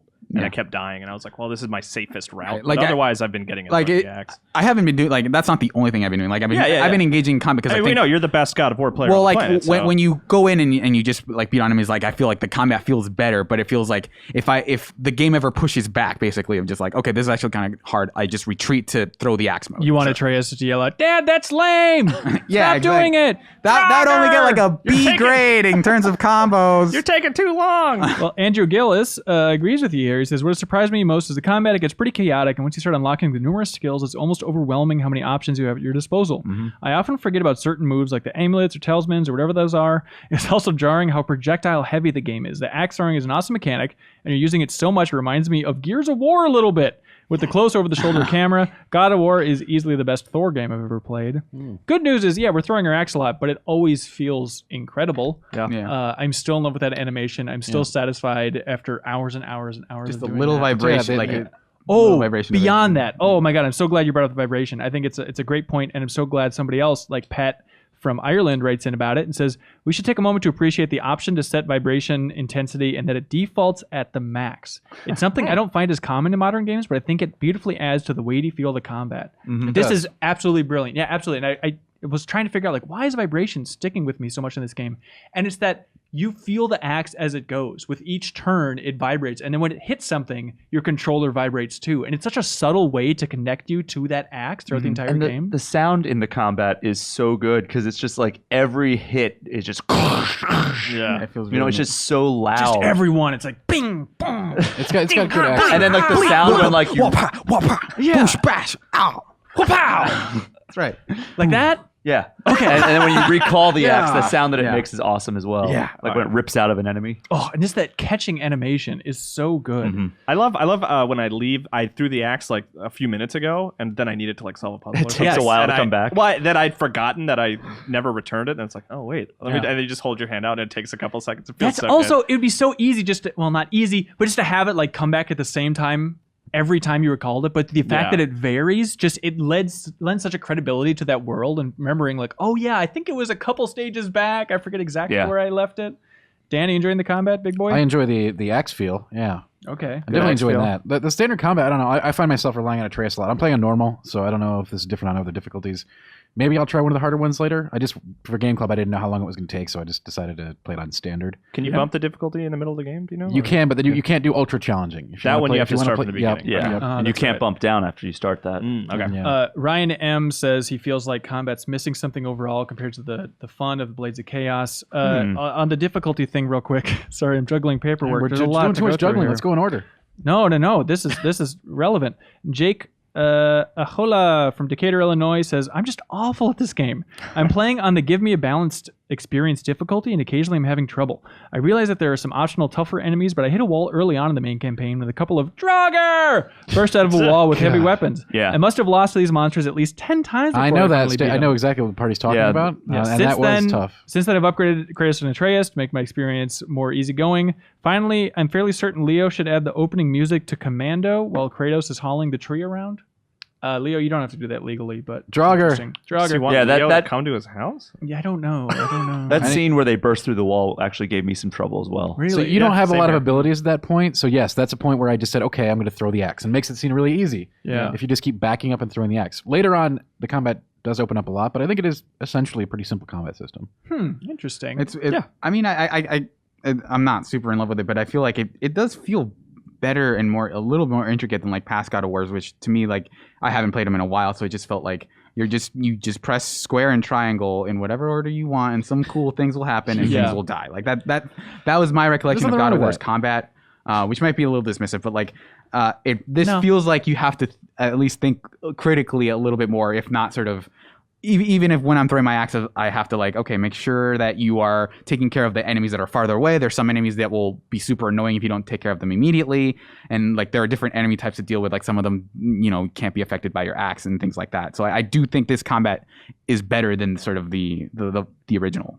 Yeah. Yeah, I'm with you there. Like that's why I didn't play the whole series of God of War. Because you knew this game was coming. I just didn't like the combat of Good it. one on the way. He knew. Tommy Benson says, as a fan of every God of War since the PS2 original, I'm absolutely loving the game. The combat is magnificent and the axe is really cool. Let's be honest, though. The Blades of Chaos are 1,000 times more awesome and iconic. A sequel to this game needs to bring back the chain blades so we can experience them in this much more methodical combat. That's a tough thing with the camera. I'm playing through on hard mode, and I find every encounter a challenge and satisfying to overcome. I have one major nitpick, and it's an obvious one, but almost all the early reviews and impressions that have been giving this game a free pass because the rest of the game is leaps and bounds above every other PS4 action game. Here's the God's honest truth, though. Atreus is annoying as hell. His lines are way too Teen Titans-y for the way Kratos behaves, and he says the same lines in high-pitched, Fire! Draugr! Mista! Way too often. This moment came early on. Since hard mode, you die a lot, and the game doesn't have varying dialogue whatsoever, the way Grand Theft Auto does. This is really annoying because I heard the first Draugr scream early on about 80 times because you have no skills at the beginning. So apparently it's tougher than people expected. I believe the hard modes are for sure. It's a little weird because like I don't know what you. I guess I don't know what he expects him to do when he sees a Draugr and sort of like, well, it's another one. All right. Yeah. Like he has to sort of act a little bit. Just he has to make himself feel present. And I think he's a pretty, kind of worse than all. I think he's a pretty good sort of rendition of a kid in a video game where he can be mopey. He has like little mood swings. He can like act a little bit immature sometimes. But I think that goes towards a portrayal of like having a kid who is around you all the time. Just you tend to sort of pick up on their tendencies, and sometimes you get a little annoyed with them. I don't think he has any words. I like Atreus, and I don't find him obnoxious at all. There we go. Yeah. Right. Kyle's I'm immune with to you. detecting obnoxious kids. Just joking. It's something you learn about, turns out. Yeah. Alex P writes in and says, 2018's God of War is my first ever God of War game, but I'm really enjoying the character reinvention of Kratos. He's a serious, old, grumpy bastard. And he's really touched by Kratos and Atreus's relationship. Elliot Smith writes in, back from the dead, everybody, and says, my favorite moments are when something happens when Atreus... a more breathy kind of... Atreus and Kratos is behind him, slowly lifts his hand. Okay, that's annoying, and wants to pat him on the back, but he doesn't know how to give him this type of support. Just the emotional depth in these two characters and their relationship astounds me. Alec Provost also mentions that, saying the moment when Atreus releases the floating lantern and Kratos finally puts his hand on his back was one of the most moving moments I've experienced in any game, let alone God of War. In spite of the fact that it was such a small gesture, the fact that Kratos is so reserved results in it being incredibly powerful. I agree. I wanted Kratos so badly to just tussle his hair just once. How do you think the game's going to end? Do you think he's going to be like, Atreus, you're all right. I think he's gonna go. You want a piggyback ride? He's gonna call him man. Oh, that'd be so good. That will not happen. But it's gonna be like, all right, man. That will not happen. Never know. They're gonna kiss on the lips. Oh, Leo in the booth. Leo. Spoilers. Did you Google "kiss on the lips" and that was the spoiler that popped up? Was the God of War scene from 2018? It's just gonna be then like Yeah. Atreus kills the last boss somehow, sort of Wind Waker style, stabs him in the head, and like he looks over to Kratos, and Kratos gives him a thumbs up, and then he gives him a thumbs up, and then the end, like stop, like stop, a pop song. roll credits, yeah. Love it. Henrik, Freeze frame and then say where everyone went. Yeah, in 5 you years. definitely need the freeze frame. Yeah. Henrik Mortensen says, Kratos lived forever. Kratos went on to continue being a god. Henrik says the way Kratos and Atreus talk to each other and bring up old stories reminds me a lot of Uncharted. Like when you get out of the boat, they cut the conversation short by saying, "Let's talk about it later." And the way they pick up the stories again is incredible. I think Uncharted is clearly the best in the biz in that area, but God of War I get it. That's pretty is clever. scarily close. What are your thoughts? I didn't have this experience. Maybe I didn't toy around with it enough. Yeah, you but when gotta I get was the in the boat. boat and the stories were rolling, I was scared to go anywhere. Like I literally just stopped the boat because I wanted to hear the stories because that's super fun stuff. And the one time I didn't, I got interrupted. Like it cut off the story Really? before it finished. Yeah. And then I had to kind of swim around for a little while longer, just wait until it picked back up again. So and I haven't had that Uncharted. I have a crazy theory. Oh, Let's hear boy. it. This is my far-fetched theory. this Is crazy. the timing in the boat for the stories? It feels off. Even like during like the main story stuff, some of the dialogue in the boat, I feel like it's getting cut off, and I have to kind of wait around a little bit. Yeah. Combined with the fact that that boat moves so effing fast. What? I wonder if later on, after they recorded the dialogue and had that all timed out for the gameplay space, then they sped up the boat because Kratos like dabbles the paddle in the water and it's like bling, and he's like, I'm glad jet it's ski. fast. I am too, but I I think the timing was changed or wasn't changed because of that, and that's what's throwing out. I the don't know, dialogue. Hanson. Let's finish the game. Let's see if maybe they suss out that theory. Well, Dan, towards the Dan, end. what were you going to say I don't know. about I find the boat? I find the boat rides just insufferable.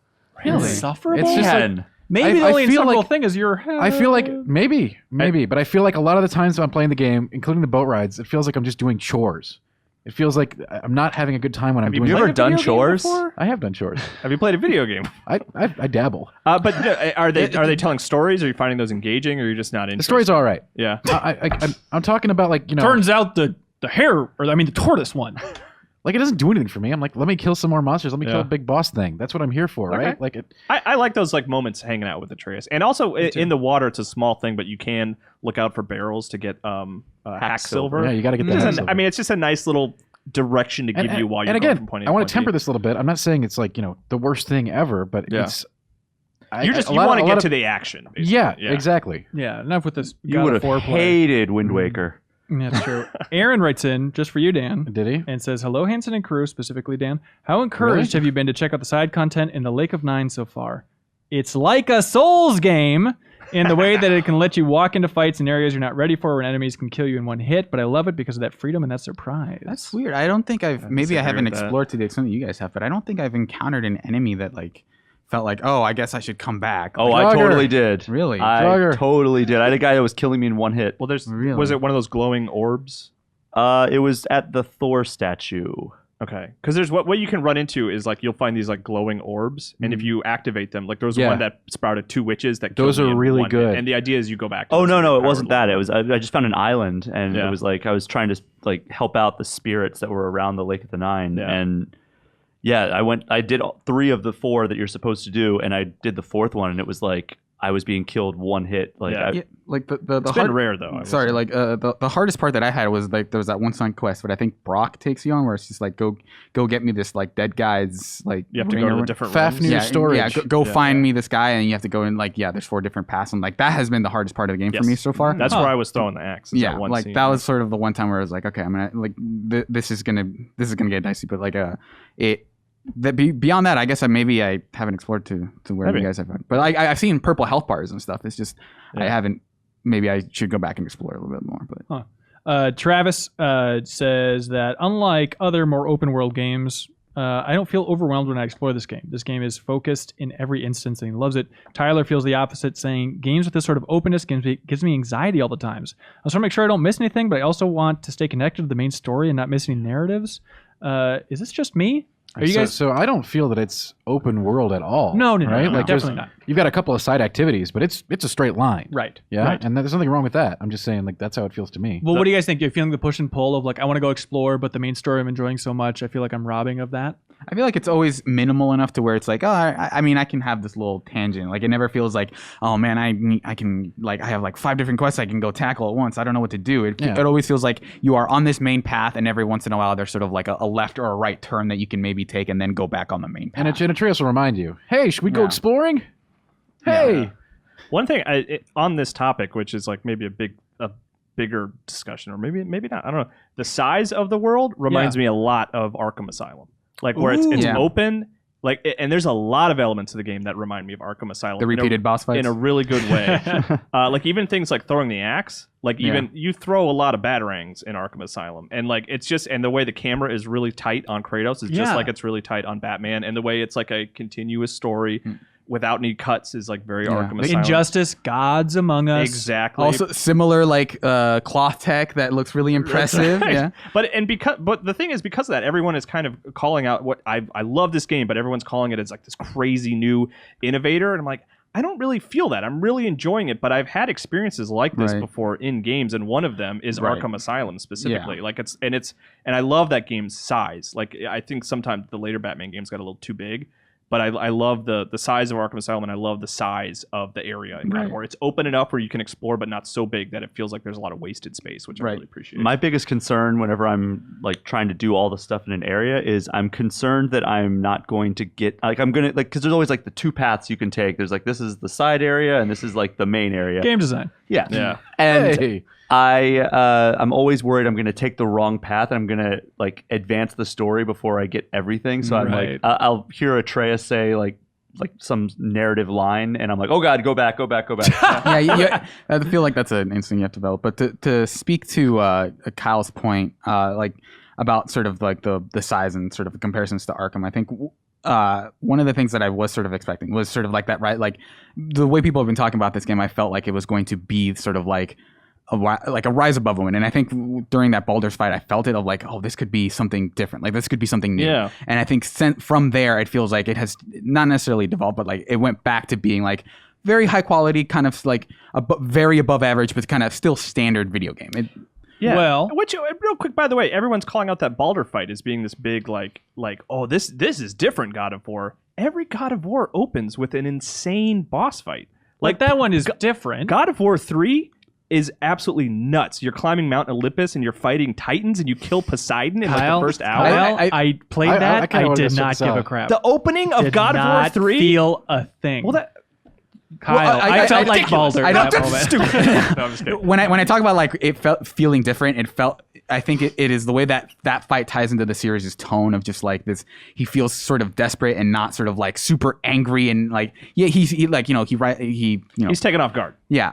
Of just like it felt sort of something from a different, and that fight felt like is this what this game is going to be? Because like the degree to which that fight is interactive feels kind of like different from what we've seen in God of War, and it felt like is this game, for a little bit I thought, is this what this game is going to be? It's just going to be sort of like progressing through sort of minimal character fights, but also having it be super boss focused, or have like the structure of the game felt different. And I think that game sort of raises that expectation a little bit, but then from there it just continues to be regular. I guess to zoom out a little bit on my point, I guess the thing that I'm trying to say is like a big crazy opening boss fight is not an exception for God of War. But I don't, Yeah, I guess the difference here is I agree the scale, but I think just the impact of the fight is what feels different about that. Like it's not the biggest thing. It's not like a huge enemy, but in terms of like caring about the one-on-one brawl, I didn't give a crap about the Poseidon thing. That's because you didn't play God of War 1 and 2. Yeah, you're totally right. God of War is a parody of video You're totally games. right. You're totally right. But this one, I didn't Do care. you understand what the gods did to Kratos? To be fair, everything was building up to that fight on Mount Olympus. But my point is, I didn't care about God of War when I started this game. True. Like I knew it was going to be good based on the reviews and Joe blabbing about it and stuff, but I gave a crap about that fight and it had a huge impact on me, and that's the difference, I think. By the way,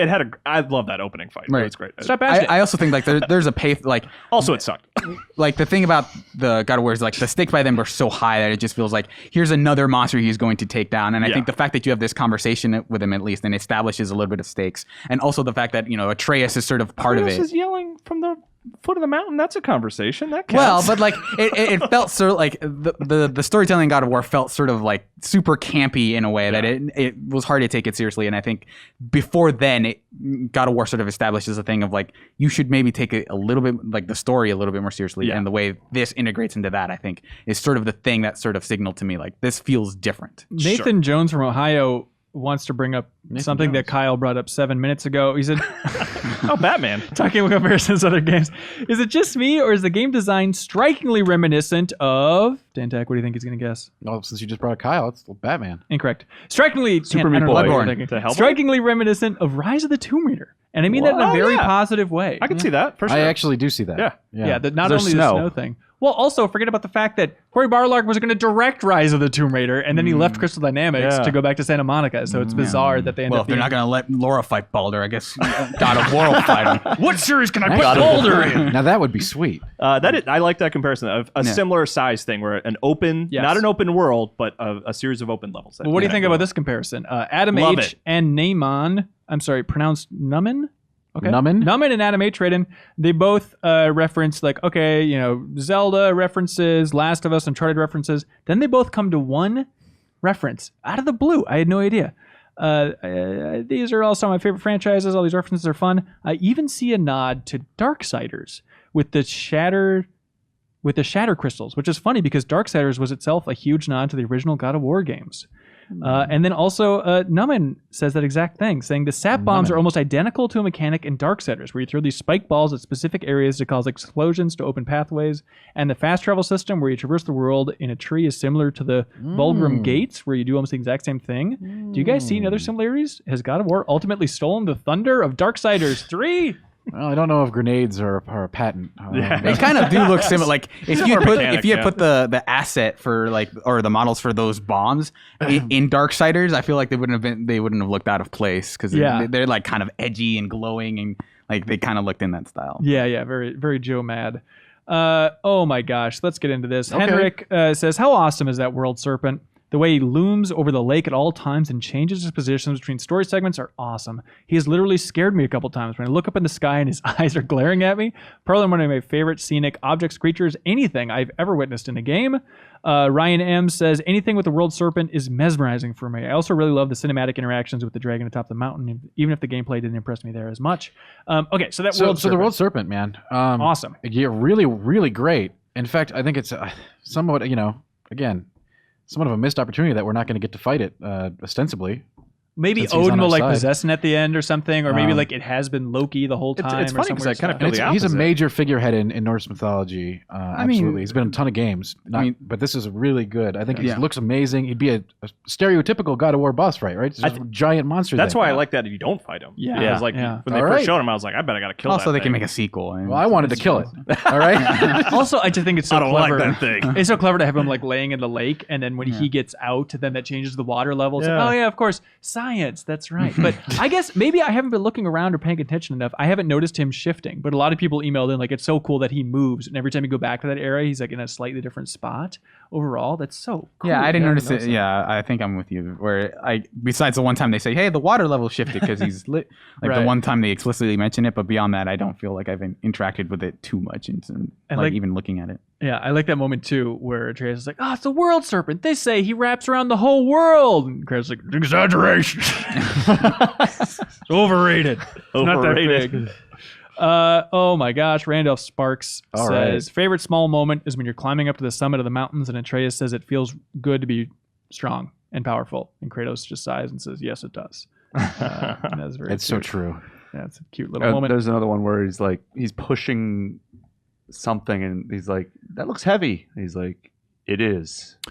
So that's one of those weird things where, Isn't it great? Atreus doesn't know that Kratos is a god, but does he ever question why his dad can like carry a tree on his shoulder and I do all think this he amazing knows. stuff? I think he knows. He does Like, make why would he, though? remarks. He has to know. He He makes doesn't have a- remarks about like, you've always been really strong, Dad. This dude is lifting freaking mountains in But front he doesn't of have a him. scale. There's nothing to what compare it to. is his frame of reference for strength? He just thinks don't- all television women shows? are weak, apparently, like his mom, in theory. Right, like and so, his dad. yeah, the idea of like, oh yeah, people just lift trees all the time. That's fine. Like he has no reason Yeah, not he to doesn't think that. interact with other humans. When I'm that old, This I dude can is lift a lifting tree. up giant rocks in front of you, all the time. Yeah, he Right, just but probably you've seen thinks I'm people going to not do do that that. one day. If you lived in a tiny cabin in a tree circle in We don't Midgard, know. We don't. Okay, whatever. Let's finish the game. Let's finish the game. Andrew Valla and Matt Holden both really love the Alfheim sequence, and especially like the reveal of that world. Even when we didn't talk about All like right. that weird sequence where the witch is like getting sucked back. So let's talk about Alfheim a little bit. Yeah, what do you want to talk about? I liked the Alfheim, especially the part with the boat, like with the lights and stuff. Thought that was a really cool part. Yeah. I didn't care for the boss.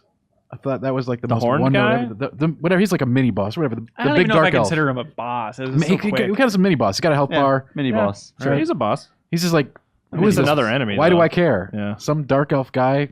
You know what makes He up took for your that? kid. He is the guy that took Atreus. Yeah. Yeah, that's I'm pretty just saying, like, effed up. Why have don't you love Atreus? you have all of Norse mythology to draw upon, and what we get is like some little else thing. Leader Whoa, of whoa, the- whoa, let's wait till the end of the game. Yeah, We are Leader going of the to, Dark Elves. but I we're think it's talking about fine. the first half Yeah, here, yeah. so that's what I'm talking about. It is weird that they sound like Star Wars characters and they look like the Geonosian I guys. really did feel that way. Like I Yeah. really did feel that I've way. got to invent a language. It's tough, but every time they would fly around, I'd be like, "This is Attack of the Clones, man. This is bizarre." Yeah, I also wonder like they spend an inordinate amount of explaining the different worlds of like, hey, here are all these worlds, and you can you have to move the bridge in order to transport. Like, and there seems to be like 7 other worlds or whatever. Like, I imagine we're not going to see all of them unless you do a really whirlwind tour of the rest of that world. Yeah. I just wonder how much that's going to factor into the rest of the game, because it feels like for how much they've explained it, I don't know that my speculation would be that you don't necessarily interact with it as much as they sort of say at the upfront, like, okay, you have to go in here and then like you have to power up this thing, and they go into this whole sort of like super like long explanation about this thing. Which, and by then- the way, your brother loved Yeah. because he said it looked like some Protoss.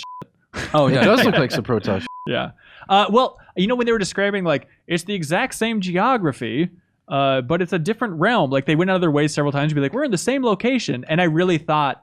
And maybe if this was a cheaper production and not Sony funding this thing, it's like they would have repurposed that layout and just like changed the art assets on top of it. But I loved once I got out to Alfheim, I was like, oh no, maybe in a way I can't see it. But in theory, this is a completely different geography. That's so cool. So I guess I just wonder, like, this feels like a weird layer that so far doesn't need to be there. Well, okay, What it does open the door in the setting for like easy like punch in DLC, right? Those areas just open up. Oh, interesting. I imagine we're going to go to a lot of those later in the game. But Ryan M writes in with something that I didn't try or didn't know about. He says, my least favorite moment was learning I could go to the Fire Realm only to find out that its sole purpose is being an arcade arena mode that I'll have to suffer through later on for a trophy. Did he I jump just ahead? No, I didn't go there. You can do side quests and you will unlock the ability. I literally because what happened is a couple days ago I got to our midpoint, so now I've just been doing side quests. And I unlocked that area, and I actually went in there last night. I didn't, and in fact, it's like I didn't realize that's what it was going to be, which is kind of a bummer. But one interesting thing about it is when you do go to the different areas like that, you do get a better sense of it being like, I guess you could call it an alternate dimension, where it's like the same sort of layout. I didn't really, was it Alfheim? Yeah. Like I just thought it was a completely new area. I didn't really get the sense. But the fiery area, whose name I can't remember, that he's referencing in his email, I forget. that feels more like the similar geography with like a different sort of. Oh, okay. coat So on it top does of do that. Check Okay, it out, the interesting. Fire Nation. Yeah, for sure. Yeah, so if you do the side, I think you do the two dwarves side quests, you Yeah. get the option to go in there. We're really going through all of the best maps for Major Mythology here, Dan. With Jotunheim, Alfheim, we got them all. I mean, there is a lot. There's Norse mythology is, just to get it out here, I'm glad that they chose Norse mythology. There's lots of great stuff to tap into there. I also feel like it glosses over we're glossing over the implication of like, oh yeah, Norse mythology, Greek mythology, they exist in the same world. No repercussions of that. They said- those That's two fine. stories don't cross over That's cool. whatsoever. We have a video. You can find it in our God of War hub where we try to get them to explain exactly how they see it. Like if there's a distinct border, how exactly this works. And they say that all of the mythologies exist on the world at the same time. Yeah, So that makes- Jesus is walking around in this. I'm world saying that- You know what? Jesus walks. It makes complete sense to me. With Kratos. I figure I could totally suspend disbelief for Yeah, that. it doesn't feel that weird. Yeah. I thought it would, but it does feel like he just was able to travel. If we're to a in the different realm part of the world. myth, we're in the realm of myth. Also, he's immortal, so we don't know how long ago all that Greek shit went It's true. Also, in terms of, Kratos in the realm of myth, it's one of those things where he's seen some absolutely insane things in his history. Yeah. The idea of like the time dilation in that moment of like when he goes to the Mass Effect 3 black and white world. It's like that kind of threw him off. He's like, what do you mean 2 different time frames? But it's like, man, you killed gods. This should not be a thing. And he actually literally went back in time once. Sure then. But still, that moment is. It was Well, magic. I think he was probably trying to explain it to You can explain Atreus, anything like off of because magic. Atreus was really angry with him. Then. His performance is so good there. Like, you left me. Like, he was so mad. You've been gone for a really, really long time. He had to kill a lot of elves. Oh, and then I forget if it was connected to that or after that, where then they made some reference to like, where Atreus, because he can hear Atreus when he's in the black and white world, and he talks about like how he can't connect with his father when he's in the black and white world. And I think it's later on Atreus makes a reference to be like, basically, I knew her better than you did. You were always off hunting. Like, I love that moment. And Kratos says something like, better fucking stop talking. Yeah. I like the moment where it said, don't interpret my silence as a lack of grief. Right. Like, that was a great moment. Yeah. Yeah, for sure. Oh my god! I'm really sad, in his own words. What do you think is going on with Atreus and the sickness and the voices and hearing his mom? And is it, this is far-fetched, is it connected to, he said he could hear Brock's beast because he was scared of something. And so it's like, does he have some weird power where he can hear his mom? It's pretty because she's scared of something. Here's my, again. I've already made this prediction that Atreus is a god himself. Sure. So he's probably got all kinds of powers. Okay. What about the sickness thing then? Yeah, I'm not sure where that's. I think he's half. I think he's half god. I mean, He's I don't. definitely I don't think he's full. He's god. at least half god. He's at least half god, and I think that just manifests itself in powers where he is. He can sense other people's emotions, like Deanna Troi from Star Trek: The Next Generation. She can't really read people's minds, but she can read how they feel. She can make good guesses. And so he can feel his mom in the afterlife? I think so, yeah. Because they imply that she seems like distressed. Yeah. I mean, and they've established that souls can kind of hang around if they have unfinished business, and maybe the unfinished business is delivering. I'm assuming that, the wife here is of Norse origins, no matter what, right? Right? Yeah. So Faye. Let's call her Faye. In universe, we can call her that. I don't know if that's going to be her it. name.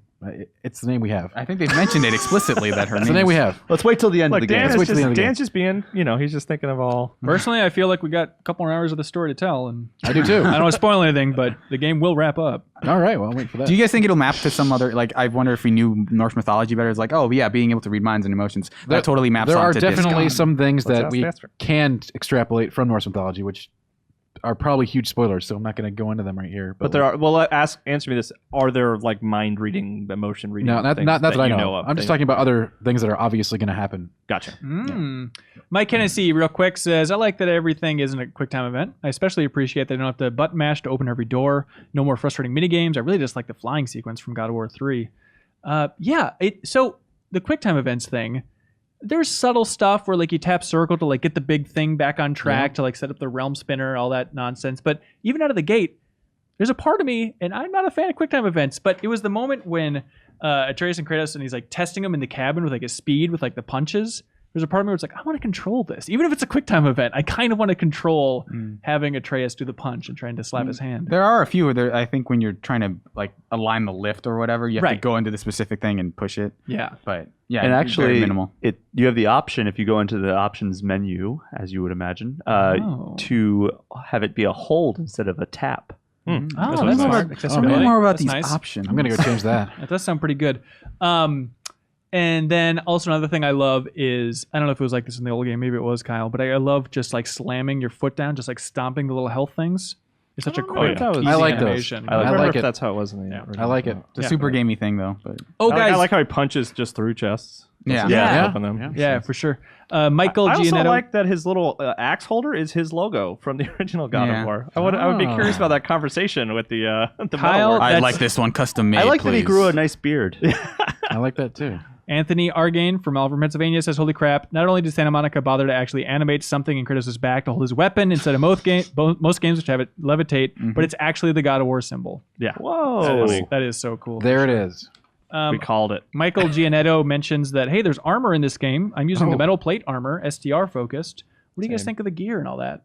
I haven't noticed it making too much of a difference. I'd like to see more like, I want it to know like how it affects my stats more, I guess. But Sure.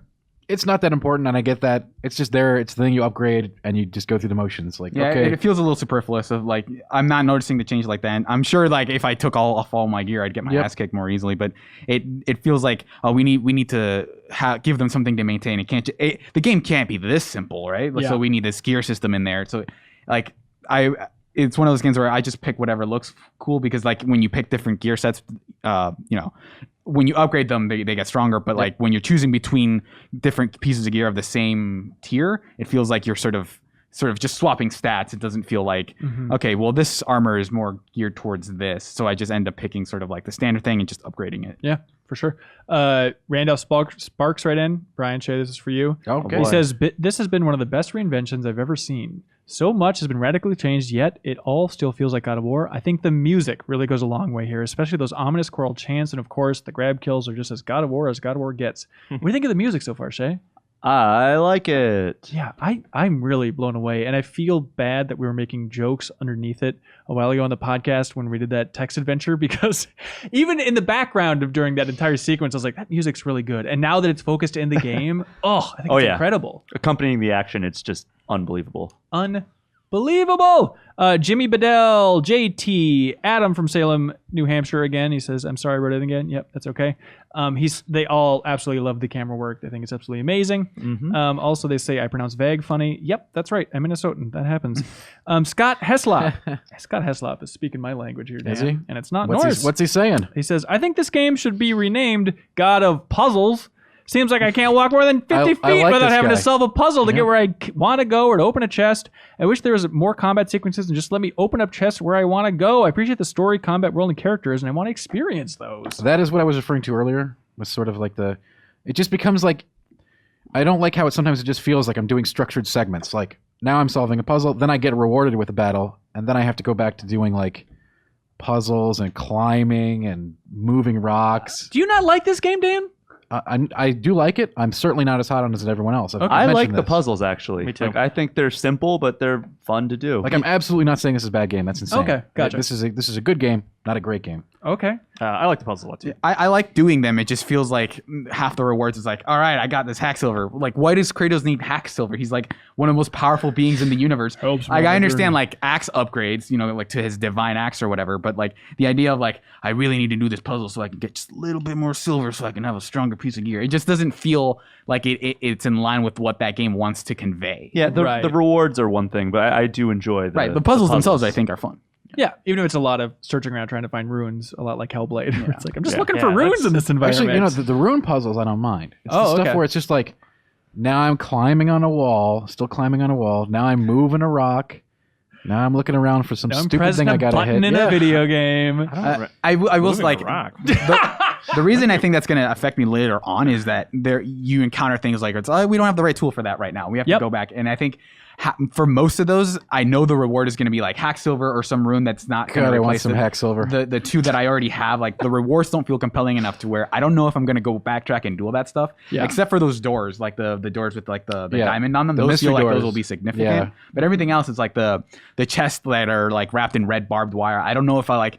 All right, where were those chests when I have this ability now? Where were those chests? I don't know if I'm going to be compelled enough to go back and do that stuff. But do you find the rewards for doing the where you hit the marks? Yes, I'm talking. Yeah, you get the apples, man. Yeah, like for the maximum health, you got to do them. Right? Yeah, you got to do them. Right? Those are, but like you don't know if you're going to get that or hack silver is the thing. And actually, those puzzles are simple and I think entertaining because they're just a simple timing quest most of the time where you got to figure out. Move here, throw, do another thing. But those, you consistently get an apple or your Spartan Rage, right? Like, I always do those for that reason. It's not hack silver. Like, there are plenty of hack silver puzzle ones, but as far as the glyphs, yes, you always do the glyphs. You got to do those. Always do the glyphs. That's a good lesson.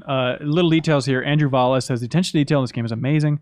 I love that you can see which talismans are equipped in the Leviathan axe while walking around. It reminds me of Cloud's Buster Sword with materia slots from Final Fantasy VII. Tim from Arizona, I never read diary entries, but having them from Atreus' perspective was brilliant, and I'm reading every one. I haven't done any of that. He basically leaves internet comments at the bottom of every article. Oh, really? He says first every time. Oh, I like him. Oh, nice. Oh, these ravens are everywhere. Dan's like, he's into memes? I like this guy. What a hip How dude. dank is Atreus? I've changed my mind on him. Mitch says, how do you guys feel about the change in Kratos' voice actor from T.C. Carson to Christopher Judge? Was it a necessary change for the evolution of the character? TC Carson doesn't seem happy about it, and I checked his Twitter account, and he retweets a lot of people that say like, yeah, the new God of War is good, but it wouldn't be anything without the foundation built by TC Carson's version of Kratos. He's not that much different than the original voice actor. Yeah, I actually had to look it up. I had to ask Joe. I was like, "Is this the same guy?" And he's like, "No." It's like, all right, I guess if he had been the same guy, I would have been like nonplussed by it. Yeah, I don't know if it was necessary, but I mean, he's great. I think Christopher Judge. Yeah, I think he's doing a great job. I hope Kiefer Sutherland is the next one. Me too. I would love that. I would unironically think that's awesome. Dan, come on, you silly little meme boy. The voices drop out halfway through the game. Anthony says, okay, I'm going to say it. All generation I've been waiting for this moment. God of War 2018 is to the PS4 what The Last of Us was for the PS3. A generation-defining game. And it could be. Also, do you guys think... Well, you seem pretty open to that idea, Dan. Based on your eye rolls. I am super... Okay, but again, everything I say is from a point of ignorance because I haven't played the second half. Oh, we got that part all right. Also, do you guys think that we'll see every realm in the game before it's out? I'm assuming since it's a 2-part game club, we're about, 40% of the way, 35% of the way through? We've only been to 2. You think they'll save Asgard for the sequel? No! I don't know. I was going to say no.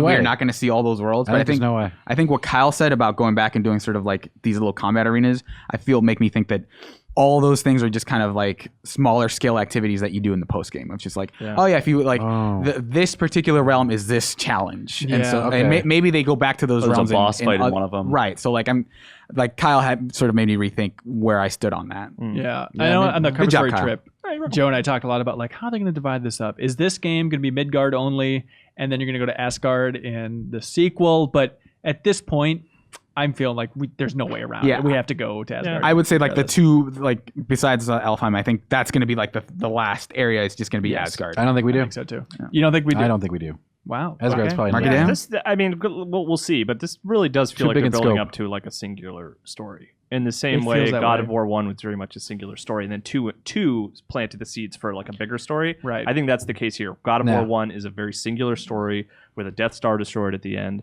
and then maybe the sequels will open up some new avenues. Every mythology, man. The problem with that is if we go to Asgard, Joseph Campbell here. then we have. Because that means we kill the whole Norse pantheon. You don't have to kill him. We deal with the entire Greek Norse pantheon in one game. You don't think Odin's the final boss? I don't. I think he is. All right. Dan, going to the mat. We're there. We're on the I mat. don't think Odin is the final boss. Interesting. Andrew, I think Odin would be. I think Odin would be an amazing final boss, but Atreus would be the most amazing final boss. Oh, that would be really clear. No. By the end of the game, is Atreus going to be flying around as a god? No. A little storm cloud. Yeah, a little storm cloud. No, I don't think with so. a little staff that extends. That's right. With a little staff? I'm into this. Andrew Vala writes in. He wrote in a lot, but a lot of good feedback. It should be Andrew Valhalla. Oh, hey! Holy cow, I did it! Get the Valkyries out here. He says, we're now halfway through the game, and I've yet to see either Dwarf Brother or the Witch in the same location. Of particular note, the second time we meet the Witch, we pass 2 locations where we recently spoke with both Dwarven brothers who are both mysteriously absent. I call shenanigans. Could each of these characters be, in fact, the same person? Old Kratos is being hustled, and I'm guessing the prime suspect is Loki. If we really want to get really crazy, we didn't see the mom burned into ashes. Could the mom be yet another face of this dire conspiracy? Before you accuse me of writing bad fanfiction, let me remind you, according to Nordic legend, Loki is known for turning himself into a horse, becoming pregnant, giving birth to the 8-legged horse Sleipnir. This is not without precedent, sheeple. Didn't we? This is setting me up for disappointment. There's no way that the twist at the end or whatever is that good, but if it is, it'll be awesome. I think we absolutely do not get this game without seeing Loki. And you got to have. And Loki has to do some shape-shifty nonsense. Yeah. So what's he going to be? He's the pig. I think he's the pig. Carrying him the whole way. Hang on. There's a really good. He's the pig. There was someone wrote in with this amazing email, which is such a good point. Oh, I need to go find it. Hang on. Talk amongst yourselves. Okay. All right. So I think the best is he's the shopkeepers, and like that whole thing was going to be like a trick of like I just wanted to keep an eye on you. I don't think it's tied in with the witch. It's nothing to do with like the shopkeepers are only there one at a time because the PS4 isn't powerful enough to process both of them. Like, are you saying Loki is the PS4 processor? Only 3 blast characters can be processing on screen at a time. It's almost like games are a magic trick developers pull on us. I mean, we think it's magic. You might think it's magic, but That's true. okay, it's magic. Yeah. All right, it's magic. Did we see the mother get burned? I we mean, have was the there scene any confusion about that? I mean, we didn't see her No. face. She was in a sack or something. Yeah, I'm not right? gonna go as forget the conspiracy theory about that. I'm pretty sure the mom is dead. Yeah, I just don't think we have the identity of the mother, and that's supposed to. And sleep. she still has a part to play, I'm sure. Yeah, absolutely. Okay, I can't It's find this Zeus. email. This is very Zeus is the disappointing. mother. There's so it many could great be. emails. So what someone mentioned is they haven't said the word Kratos yet. What? Well, because who would call him Kratos? Exactly. Dad. Yeah. Isn't that weird? That is I weird. mean, he hasn't formally introduced himself to anybody, so nobody knows his name. Hello, dragon. Are you My sure? name is Kratos. Are we sure about that? I haven't. I don't think I wasn't so. paying The witch attention, doesn't so- say it. I mean, Balder probably would have been the most likely candidate to have said it. right. Right. But I don't think So so. you think that you don't play as Kratos in this game? Is that what you're? That's what right. about I the think it's witch? Loki. Loki is the- Kratos. what about the whole time? Did the witch say his name? No, she implies that you're a long way from home, or All right. whatever she says. Could But be Kratos' brother. He's still kicking around somewhere. So that the part where he looks at his arms for the Blades of Chaos, that was for our benefit of just he's acting for us. right. Well, you remember he winked at the camera? Oh, that's right. Yeah. You can make him smile in any of with the photo mode. Yeah. Jimmy Bedell says the 2 times Kratos reached to put his hand on the boy's shoulder, had to pull back. He really loved it, and the relationship overall, like how boy is so mad at him after he gets sucked in the light and hell film. Blah blah blah blah. My wife and I are speculating on some things about their past, like maybe he's not really Kratos' son. But the fact that I'm so invested in this story that I'm constantly talking my non-gamer wife's ear off is so awesome, and I'm glad to. I'm a dad to 3 boys, so some of that hits home emotionally. That's Trying to interesting. hide your past, yeah. That's an adopted kind of. No, I believe that it was confirmed. I think Balrog tweeted Barlog. that it was indeed his biological son. Oh, really? Yeah, so I remember seeing that conspiracy weeks before the game came out. Okay, that is interesting. So no shenanigans. That's I think there's some potential for shenanigans. I think there's going to be shenanigans, but I think it is also his biological Kratos son. is a guy who's up for some shenanigans. So Yeah. okay, by the way, I haven't thanked you guys enough for stopping to play the game for GI Game Club. It has Really been appreciate it. painful waiting to get back to Yeah, that it's and fucked finish it. up that you made us do that. Ah, great. Yeah, Let's now do you got to some- write that down. Write down that profanity. All right, Jesus. Oh my God. Kyle, I've never seen you take your anger out on the world in such a gross, This is pervy the way. angriest I No, think. it's especially Kratos is Channeling rubbing Kratos. off on you in a way I don't like, Kyle. Just too messant for, over there. just for this game club specifically, because we do know there's lots of stuff coming, and Yes. I'm I think gonna- it's fun to be in maybe the I'll dark, eat my right? hat Yeah, it next is. week. Okay, so let's go. Final boss. Kyle. Final boss? Yeah. Ugh.